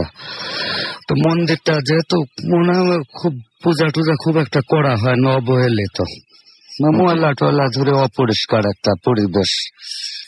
তা নদীর ওই পারে আছে আর একটা গ্রাম, ছোট্ট একটা গ্রাম। সেখানে মাঝিদের বাস, ছোট পেশাজীবী যারা থাকে তাদের বাস, ওখানে হিন্দু। তা এবার আমি তখন একদিন জানতে পারলাম যে, শুনলাম যে একজন এসে বলল যে ওই একটা মহিলা আসছে, খুব নোংরাইটে ধরনের বিদঘুটে চেহারার একটা মহিলা ওই কালী মন্দিরের পাশে বসছে, কিন্তু সে কারোর সঙ্গে কথাও বলে না, কারোর দিকে তাকায়ও না। সে শুধু সারা দিন খায়, একভাবে খায় যাচ্ছে নোংরা জিনিস। যেমন মনে করেন যে শামুক ভেঙে খাচ্ছে, ঝিনুক ভেঙে খাচ্ছে, মুরগির পচা নাড়ি বুড়ি খাচ্ছে, ইঁদুর খাচ্ছে। কিন্তু এইগুলো যে কে দেয়, কে রাত্রে এগুলো যোগান দিয়ে যায়, এইগুলো কেউ জানে না। তা মনে হয় যে ওর পিছনে বিহাইন্ডে কেউ কাজ করছে, একটা শক্তি বোঝা যায় আর কি। এটা আমি শুনলাম। শোনার পরে আমার বেশ কৌতূহল হইলো যে আমরা দেখতে যাব। তা আমাদের সাথের কয়েকটা মেয়ে, কয়েকটা ছেলে, আমরা মিলে, আমার এক চাচা ছিলেন আহমেদ আলী নাম তার, সে আমাদের একটু সিনিয়র ছিলেন, সে একটু গুয়ার টাইপের মানুষ ছিলেন উনি। তা গেলাম আমরা, যাওয়ার পরে কাছে যাওয়া যাচ্ছে না, ওইটা ভীষণ ভীষণ দুর্গন্ধ চারপাশে দিয়ে, নাকে কাপড় দিয়ে সবাই দূরিতে দেখে। তা আমার চাচা একটু করে যায়, ওই ছোটাটা ইটের টুকরা নিয়ে গায়ে মারছে, তাতে বোঝা গেল যে সে একটু ব্যথা পাইছে। আচ্ছা, হ্যাঁ। তা আমরা সবাই, আমার মায়া লাগতে লাগলো এটা গায়ে মারা দেখে মহিলাটার। তারপরে খাচ্ছে হাবি জাবি এইগুলো, এর কেউ খাবার দেয় না কেন, এত মানুষ এর খাবার দেয় না কেন? এই খাবারগুলো কোথায় পাচ্ছে সেটা আপনারা জানেন না? খাবারগুলো কোথার থেকে আসছে, কে দিয়ে যায়, এগুলো রাতের অন্ধকারে কেউ বলতে পারে না, সে তো ওখানেই থাকে। কিন্তু এই খাবারগুলো কোথার থেকে আসে, এটা হচ্ছে একটা ভাবার বিষয় ছিল। তা যাই হোক, চিন্তা করে আমি চলে আসলাম। আসার পরে সবাই চলে আসলাম। একদিন চিন্তা করলাম, 2 দিন বাদে পরে আমি চিন্তা করলাম যে ঠিক আছে আমি যাব, এরপরে আবার বন্ধু টন্ধু নিয়ে, সব মেয়েগুলো আছে বান্ধবী, এদের নিয়ে আবার যাব। আমি কলা টোলা কিছু কিনে নিয়ে, রুটি টুটি ভালো খাবার টাবার নিয়ে আমি যাব। নিয়ে গেলাম কলা, নিয়ে গেলাম রুটি, নিয়ে গেলাম ভালো খাবার, পাউরুটি ছিল।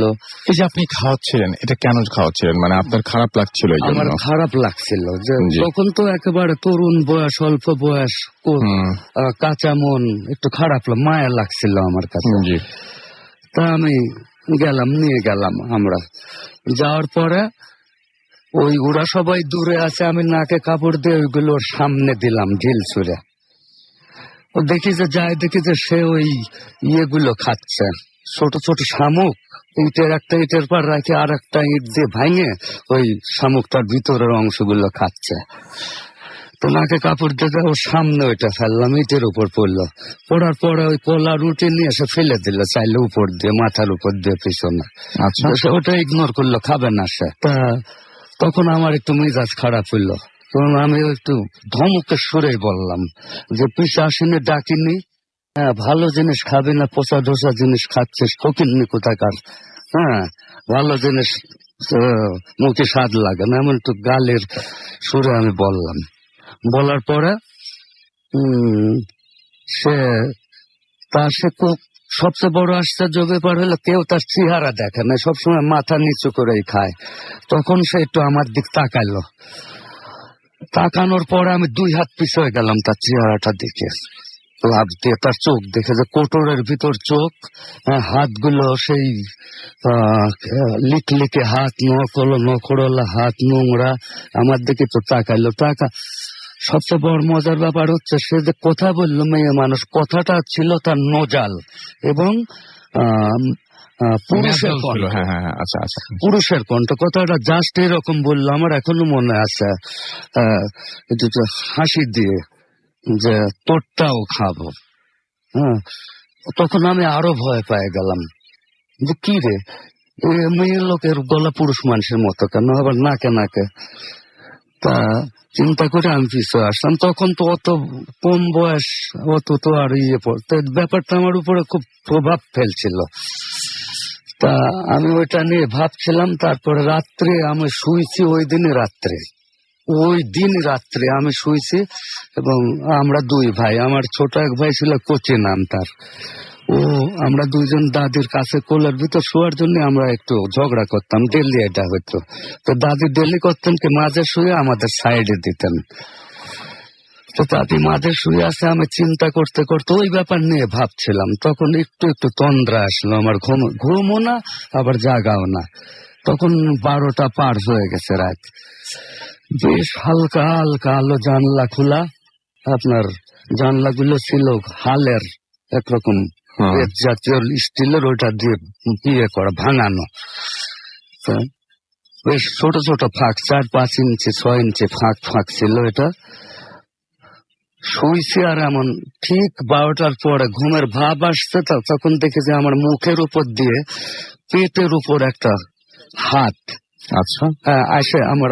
ওটা কিন্তু আমি দেখি নাই, কিসের জন্য পেটে, মুখের উপর দিয়ে পেটের উপর আসলো, বোঝা গেল একটা পেটের উপর হাতটা এসে ইয়ে দেবে। আর আমি আধো জাগো অবস্থায় আমি তাড়াতাড়ি তাকায় লাফ দিয়ে উঠছি। লাফ দিয়ে তাড়াতাড়ি দেখতে দেখতে আমি দেখলাম যে একটা লিকলিকে হাত আমার নাকের উপর দিয়ে চলে গেল, মাথার উপর দিয়ে জানলা দিয়ে বের করে নিল। আমি সাথে সাথে লাফ দিয়ে উঠে আমি জানলা দিতে যাই, খালি শুধু দেখলাম একটা ছায়া মূর্তি, জাস্ট একটা অ্যাস্ট্রাল চোখ দুটো, সেই দুটো চোখ, কোটরের ভিতর দুটো লাল চোখ, একেবারে কোটরের ভিতর সেই রকম দাঁত।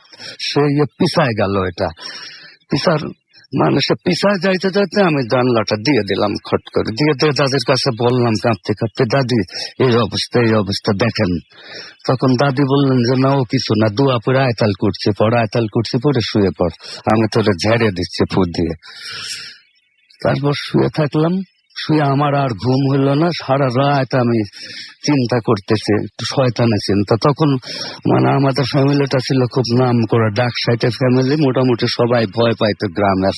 সেই হিসাবে আমার একটু মনোবল পাওয়ার ছিল, আমি একটু বেশ সাহসী ছিলাম। পরে ওই আমি চিন্তা করে বের করছি যে আমি ওইটার এমন শিক্ষা দেব যে ওইটার অস্তিত্বই রাখবো না। একটা ফ্যান ছিল খেজুরের গাছ কাটা, ওইটা নিয়ে আমি রওনা দিলাম যে ঠিক দুপুর টাইমে যখন কেউ না থাকে তখন আমি ওই জায়গায় যাবো, একটা ঘাড়ের পর কোপ দেবো। আমার প্রয়োজনে আমি নানা বাড়ি চলে যায় পড়াশোনা করব, কিন্তু ওইটারে আমি দেখে নিব। হ্যাঁ, তারপর যাওয়ার সময় গেছি, যাই দেখি যে কোনো কিচ্ছু নাই, কোনো সারা শব্দও না, একটা পাতা পড়ার পরিবেশও নাই। হ্যাঁ, একেবারে অপার্থিব একটা পরিবেশ হয়ে গেছে ওই জায়গা। তখন যাই দেখি যে ফ্যানটা আবার নিয়ে গেছে কাপড়ের ভিতর, যাতে কেউ না দেখে। কেন দেখে, যদি ওইটা খুনটা কেউ যদি দেখে তাহলে প্রুভ হয়ে যাবে এই জিনিসটা, সেই জন্য খুব সামলিয়ে নিয়ে গেছে। যায় ও মা, দূরে যায় দেখি যে নাই, ওইটা নেই। কাছে যায় দেখলাম যে একটা কৌটা সিঁদুর, একটা খড়গ আর একটা ত্রিশূল, এই 3টা পড়ে আছে ওই জায়গায়। তখন আমার মনে হইলো যে এটার এটার কারণটা কি। তখন আমি চিন্তা করে দেখলাম যে ওই পাড়ে যে হিন্দু যে একটা পাড়া ছিল, ওই যে ছোট পেশার যারা থাকতো, ওদের ভিতরে কোনো বৃদ্ধ ওই সাধন করত, ওই ডাকিনী বিদ্যা চর প্র্যাকটিস করত, এবং ওর দ্বারাই ওইটা পরিচালিত হচ্ছে। ওইটা যে ওর দ্বারা পরিচালিত হচ্ছে এর ভিতর কোনো সন্দেহ নেই। তো আমি চিন্তা করলাম, কিন্তু গ্রামের মানুষ অত কিছু জানে না, ওরা জানে পাগলি, ও খাচ্ছে পেট বাঁচানোর জন্য, এর বাইরে ওরা আর কিছু জানে না। তাছাড়া তখন মানুষজন অনেক কম ছিল, পাকিস্তান পিরিয়ড তো, স্বাধীনতার 1 বছর আগে। তা আমি তো বই টই পড়তাম মোটামুটি, মাসুদ রানা, কুয়াশা, সেই সময় বিভিন্ন ছিল। তখন আমার একটু চিন্তা আসছে যে আমার মনে হয় এটা কোন তান্ত্রিক দ্বারা পরিচালিত হচ্ছে, ওর সেই চালাচ্ছে, ওই উঠায় নিয়ে গেছে, আমাদের পরিবারের নজর পড়েছে, ওই মনে হয় ওই উপাড়েতে ওই উড়াইকে উঠায় নিয়ে গেছে। তো যাই হোক, আমি পেলাম না, আমি গেলাম। কিন্তু সবচেয়ে মজার ব্যাপার হচ্ছে, আমার চাচাটা যে ঢিল ছুটছিল, তার গা ব্যথা যে লাগছিল, এই চাচাটা আস্তে আস্তে অ্যাবনর্মাল হইতে শুরু করলো, অস্বাভাবিক তার চালচলন হয়ে গেল, কথাবার্তা। চাচার নাম ছিল আহমদ আলী, আমি বলে দিলাম না, উনি এখনো আছেন, উনি এখনো অ্যাবনর্মাল। তা সবাই দাদি টাদিরা বড় অবস্থা, তো দাদির নামে অনেক জমি ছিল, চাচারে দিয়ে দিচ্ছেন সব দাদির লেখে, ছোট ছেলে আদর করে। কিন্তু ওই অবস্থা থেকে সবাই বিয়ে দেওয়া হলো। তারা বিয়ে করার কিছুদিন পরে বউটা সুইসাইড করলো, হ্যাঁ, বাই হ্যাঙ্গিং। সুইসাইড করার পরে সে আবার ওই রকম অ্যাবনর্মাল হয়ে গেল, জমিগুলো কেউ একটা কলা দিলে, কেউ একটা বিড়ি দিলে পারে লিখে দিয়ে দেয়, তারা সই দিয়ে দেয়, এমন অবস্থা। এখন উনি অ্যাবনর্মাল অবস্থায় আছেন। তা আমার ঘটনা হচ্ছে এইটাই হচ্ছে। থ্যাংক ইউ ভেরি মাচ, আপনার ঘটনার জন্য অনেক ধন্যবাদ আপনাকে। আমরা চলে যাচ্ছি কিছু কমেন্টে, এবং আমি দেখতে পাচ্ছি আমাদের সাথে অর্থহীন জাহিদ লিখেছেন যে ভয় লাগলো 1970-র যে ঘটনাটা শুনলাম, মানে এখন যে ঘটনাটা শুনলাম সেটার কথা তিনি বলছেন, এবং তিনি বলছেন যে এরকম ঘটনা চাই। অনেকদিন পর আজকে ভূত এফএম সময় পেলাম শোনার, আমাদেরকে সৃজন লিখেছেন এটা। আমরা চাই আপনাকে একটু সময় বের করে রেগুলার আমাদের ভূত এফএম শুনতে। হামদান বিশ্বাস আমাদের সাথে আছেন, এবং কেমন আছেন এই ফার্স্ট টাইম কমেন্ট করছি লিখেছেন। এমডি আসিফ মাহমুদ আমাদের সাথে রয়েছেন। আমাদের সাথে রয়েছেন মোহাম্মদ সিটু, আমাদের সাথে রয়েছেন বাঁধন সাহা, এছাড়া মাহবুব তারেক আমাদের সাথে রয়েছেন। খুব ভয় লাগছে সেটা তিনি জানিয়েছেন আমাদেরকে। এবং আচ্ছা, আমাদেরকে লিখেছেন যে অনলাইনে ডিরেক্ট শুনবো কিভাবে। আপনি অ্যাপ নামিয়ে নিন। আপনার যেটা করতে হবে সেটা হচ্ছে আপনি iOS বা আইফোন ব্যবহার করেন, আর আপনি যে কি বলবো, যে অ্যান্ড্রয়েড ব্যবহার করেন, যেটাই হোক না কেন, আপনি iOS বা গুগল প্লে বা অ্যাপ স্টোর যেখানে যান না কেন, সেখানে গিয়ে রেডিও ফুর্তি টাইপ করলে আপনি দেখবেন যে রেডিও ফুর্তির অ্যাপ পেয়েছেন। সেখান থেকে আপনি ডিরেক্টলি রেডিও ফুর্তির অ্যাপ নামিয়ে শুনতে পারেন। 2 নম্বর স্টোরিটা এত ভয় লিখেছেন ইমন ভৌমিক, এছাড়াও ফারিয়া ফারজানা অ্যানি আমাদের সাথে লিখেছেন, এবং আমাদের সাথে রয়েছেন দেখতে পাচ্ছি, এছাড়াও দেখতে পাচ্ছি ইমরুল ইসলাম জহিরুল আমাদের সাথে রয়েছেন। Story was good. Helal Uddin আমাদের সাথে আছেন, এবং রাজশাহী থেকে তিনি লিখেছেন, তিনি শুনছেন আমাদেরকে। ফয়সাল আমাদের সাথে রয়েছেন। আমাদের সাথে রয়েছেন রাহিন আক্তার এলিট নারায়ণগঞ্জ থেকে। এছাড়া আমাদের সাথে রয়েছেন অলিভ, শাকিল আমাদের সাথে আছেন, সাগর আছেন আমাদের সাথে। আমাদের সাথে রয়েছেন দেখতে পাচ্ছি জেরিন বরিশাল থেকে, এছাড়াও আনিশা আমাদের সাথে রয়েছেন বনশ্রী থেকে। আমাদের সাথে রয়েছেন এমডি পারভেজ, এছাড়াও শান্ত মজিদ আমাদের সাথে রয়েছেন। আমাদের সাথে রয়েছেন দেখতে পাচ্ছি ফিরোজ ওয়াবদা থেকে। আতিকুল আমাদের সাথে রয়েছেন। FM জাহিদ আমাদের সাথে আছেন। আমাদের সাথে রয়েছেন দেখতে পাচ্ছি মেসি, এছাড়াও জেরিন এবং নাহিদা আমাদের সাথে রয়েছেন। আমাদের সাথে রয়েছেন তৃষা এবং বিদেশ আমাদের সাথে রয়েছেন দেখতে পাচ্ছি উইলসন সহ আরো অনেকে। সো যারা আমাদের সঙ্গে রয়েছেন তাদেরকে অনেক অনেক অনেক অনেক ধন্যবাদ। আমরা একটা ছোট্ট বিরতি নিব, এবং বিরতির পরে আবারও ফিরে আসছি। সেই পর্যন্ত আমাদের সঙ্গেই থাকুন। স্টে টিউনড টু রেডিও ফুর্তি এন্ড ডোন্ট স্টপ দ্য ফুর্তি। ভূত FM লাইভ comes alive.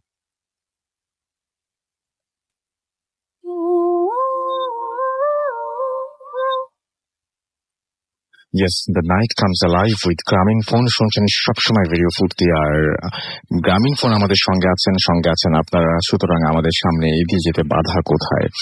আমরা চলে যাবো একটা ঘটনায়। এই ঘটনাটা ইমেইল পড়ছি। আমি এখনো শিওর না যে এই ইমেইলটা আমি আগে কখনো পড়েছি কিনা। আগেরটার মতোই, আগেরটার আপনারা কেউ কিছু জানাননি, তারপর আগেরটা আমি পড়িনি। আসলে এত ইমেইল জমে থাকে, কোনটা পড়েছি কোনটা পড়িনি মনে থাকে না। যাই হোক, লিখছেন রাসেল ভাই, সালাম নেবেন। আজ আপনার সাথে আমার জীবনের গতিপথ পাল্টে দেওয়া আছে। এটা আমি একটু আগে পড়লাম। আর একটা ঘটনা, সেটা হচ্ছে আমাদের আরো একজন ভাইয়া পাঠিয়েছেন, সেটা আমরা একটু পড়ে ফেলি। আমিনুল ইসলাম আমাদেরকে লিখেছেন যাত্রাবাড়ি থেকে, কোনাপাড়া যাত্রাবাড়ি। আসসালামু আলাইকুম, আশা করি ভালো আছেন। আমি সবসময় ভালোর দলে। আমি 2011 থেকে ভূত এফএম শুনি। আমি ভূত এফএম এর অনেক বড় ফ্যান, এবং আমার সাথে অপ্রীতিকর ঘটনা ঘটার পর আমি ভূত এফএম শোনা বাদ দিতে পারি নাই। যাই হোক, স্টুডিওতে আসতে পারছি না, বইয়ের ঘটনাটি লিখে পাঠালাম, শোনাবেন। আমার ঘটনাটি 2012 জানুয়ারিতে আমাদের পারিবারিক ব্যবসায় নিয়মিত যাতায়াত করছি। আমাদের ব্যবসা পুরান ঢাকায় হওয়াতে সারা বাংলাদেশে আমাদের তত আসেনি। তো এসএসসি পরীক্ষা দিয়েছি, ফলে আমার প্রথমবার আমার সুযোগ হয় আমাদের প্রোডাক্ট নিয়ে সরাসরি কাস্টমারদের সাথে দেখা করে পণ্য ডেলিভারি দেবার। বলতে রাখা ভালো, আমাদের ব্যবসা চাইনিজ জুয়েলারির হওয়ায় আমার প্রতি ট্রিপে নিম্নে 4 জেলা ভ্রমণ করতে হয়। তাই সুযোগ নষ্ট না করে আমাদের এক কর্মচারীকে নিয়ে এই প্রথম রওনা হই। প্রথমে আমরা কুমিল্লা যাই, সারাদিন কাস্টমারদের সাথে লেনদেন করে রাত 9টায় ট্রেনে করে ফেনীর উদ্দেশ্যে রওনা হই। রাত 12টায় ফেনীর থেকে পৌঁছাই, এবং একটি আবাসিক হোটেলের রুম ভাড়া নেই, এবং সাথে সাথে আমার ভৌতিক ঘটনা শুরু। প্রথমে আবাসিক হোটেলটি একটু বর্ণনা দিই। হোটেলটি ফেনীর রেল স্টেশনের খুব কাছেই, তাই নামটি আপনাকে জানালে অনুগ্রহ করে আপনাদের বলবেন না। আমি দেখতে পাচ্ছি ব্র্যাকেটে নামটি লেখা। আমরা 4 তলা হোটেলের 3 তলায় একটি রুম নেই, উভয় পাশে শাড়ির ডান পাশে উভয় পাশের ডান পাশের 3 নম্বরটা নেওয়া হয় এবং এবং ব্যাগপত্র রেখে রাতের খাবার নিচে গিয়ে খেয়ে আসি। যেহেতু আমরা দুজন তাই ডাবল বেড নিয়েছিলাম, আমি বাম পাশের বিছানায় শুয়ে পড়ি। বলে রাখা ভালো, দরজা জানালা ছিল সেটা ভালো করে বন্ধ করে দেওয়া হয়। যা হোক, শোয়া মাত্র ঘুমিয়ে পড়ি। ঘুমের ভেতর হঠাৎ আমার অস্বস্তি বোধ শুরু হয়, কেমন যেন শরীর জ্বালা করতে থাকে, অসহ্য গরম অনুভব হয়। কিন্তু মাথার পাশে একটি টেবিল ফ্যান, ওপরে সিলিং ফ্যান চলছে, গরম লাগার কোনো কারণ নেই। যাই হোক, বিছানা থেকে উঠতে চাচ্ছিলাম, পারলাম না। কোনো অদৃশ্য কারণে উঠতে পারছিলাম না। মনে হচ্ছিল আমার শরীরে কেউ পেরেক ঠুকে দিয়েছে। শত চেষ্টা করেও নিজের শরীর তো দূরের কথা, গলা থেকে তো শব্দ বের করতে পারছিলাম না। মনে হচ্ছিল আমি আগুনে পুড়ে যাচ্ছি। কয়েক মুহূর্ত পর দেখলাম রুমের দরজা ধীরে ধীরে খুলছে, কিন্তু আমি অবাক হলাম, দরজা খুলছে উল্টা পাশে, অর্থাৎ ডান দিকে না, খুলছে না, বাম পাশ থেকে, যেখানে আমি শুয়ে আছি। ধীরে ধীরে খুলছে দরজা এবং প্রচন্ড আলো ঢুকছে ঘরের ভেতরে। প্রথমে আমার মাথা, তারপর পুরো শরীর প্রচন্ড আলোয়, মানে তীব্র আলোয় ঢাকা পড়েছে। আমাকে আরো অবাক করে দিল, 7 ফুট উচ্চতার আলখাল্লা পরা একটা লোক দরজায় এসে দাঁড়ালো এবং পেছন হতে আলো আসতে থাকায় তাকে একটি ছায়া মূর্তির মতো আমি দেখতে পাচ্ছিলাম এবং আমার বুকে প্রচন্ড চাপ অনুভব করছিলাম। আমি আপনাকে বোঝাতে পারবো না কতটা ব্যথা আর কষ্ট পাচ্ছিলাম। আমার চোখ দিয়ে পানি পড়ছিল। আমি কষ্টে বোধ হয় তখনও শুরু হয়নি আসল কষ্টটা, এবং আসল কষ্ট শুরু হয় যখন চলে যেতে শুরু করে দরজা থেকে। আস্তে আস্তে দরজাটা বন্ধ হয়ে থাকে এবং আলো চলে যেতে থাকে। তখন আস্তে আস্তে পুরো পায়ের আঙুল ওপরের দিকে যেতে থাকে।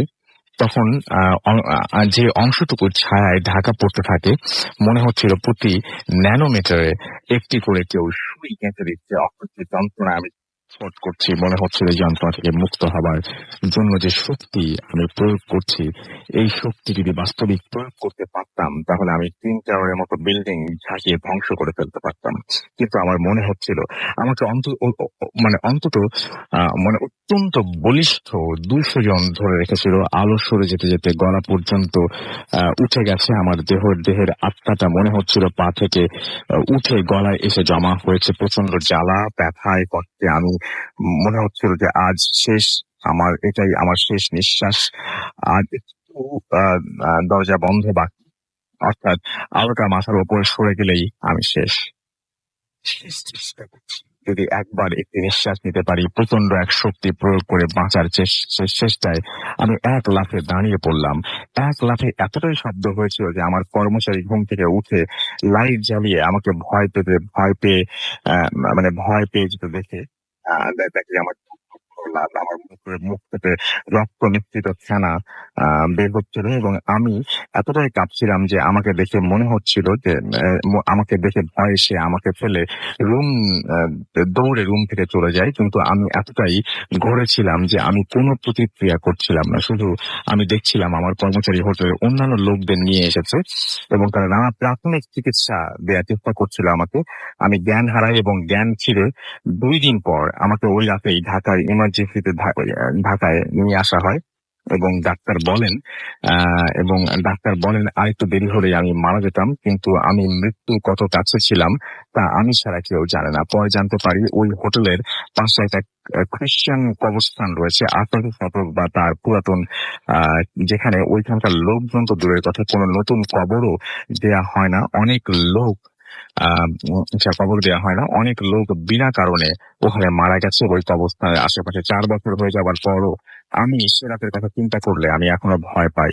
এই অভিজ্ঞতা আরো যদি হয়, সেজন্য সবাইকে না হয়, সেজন্য সবাইকে দোয়া করতে সবাইকে দোয়া করতে বলছেন হয়তো তিনি, এবং আমাদের সবাই দোয়া করবেন যাতে ওই অভিশপ্ত রাতের কথা আমি ভুলে থাকতে পারি, এবং সবাইকে প্রতিদিন সহ সবার সুমঙ্গল কামনা করেছেন তিনি। Thank you very much. এই ঘটনাটা খুব চমৎকার ছিল। আমি জানি না আপনাদের কেমন লাগলো, বাট আমার কাছে অনেক ভালো লেগেছে। তো এই ছিল মোটামুটি আজকের ভূতাকাম। সময় শেষ হয়ে গেছে, আমাদের বিদায় নিতে হবে এবং কথা হবে আবারও আগামী সপ্তাহে। তবে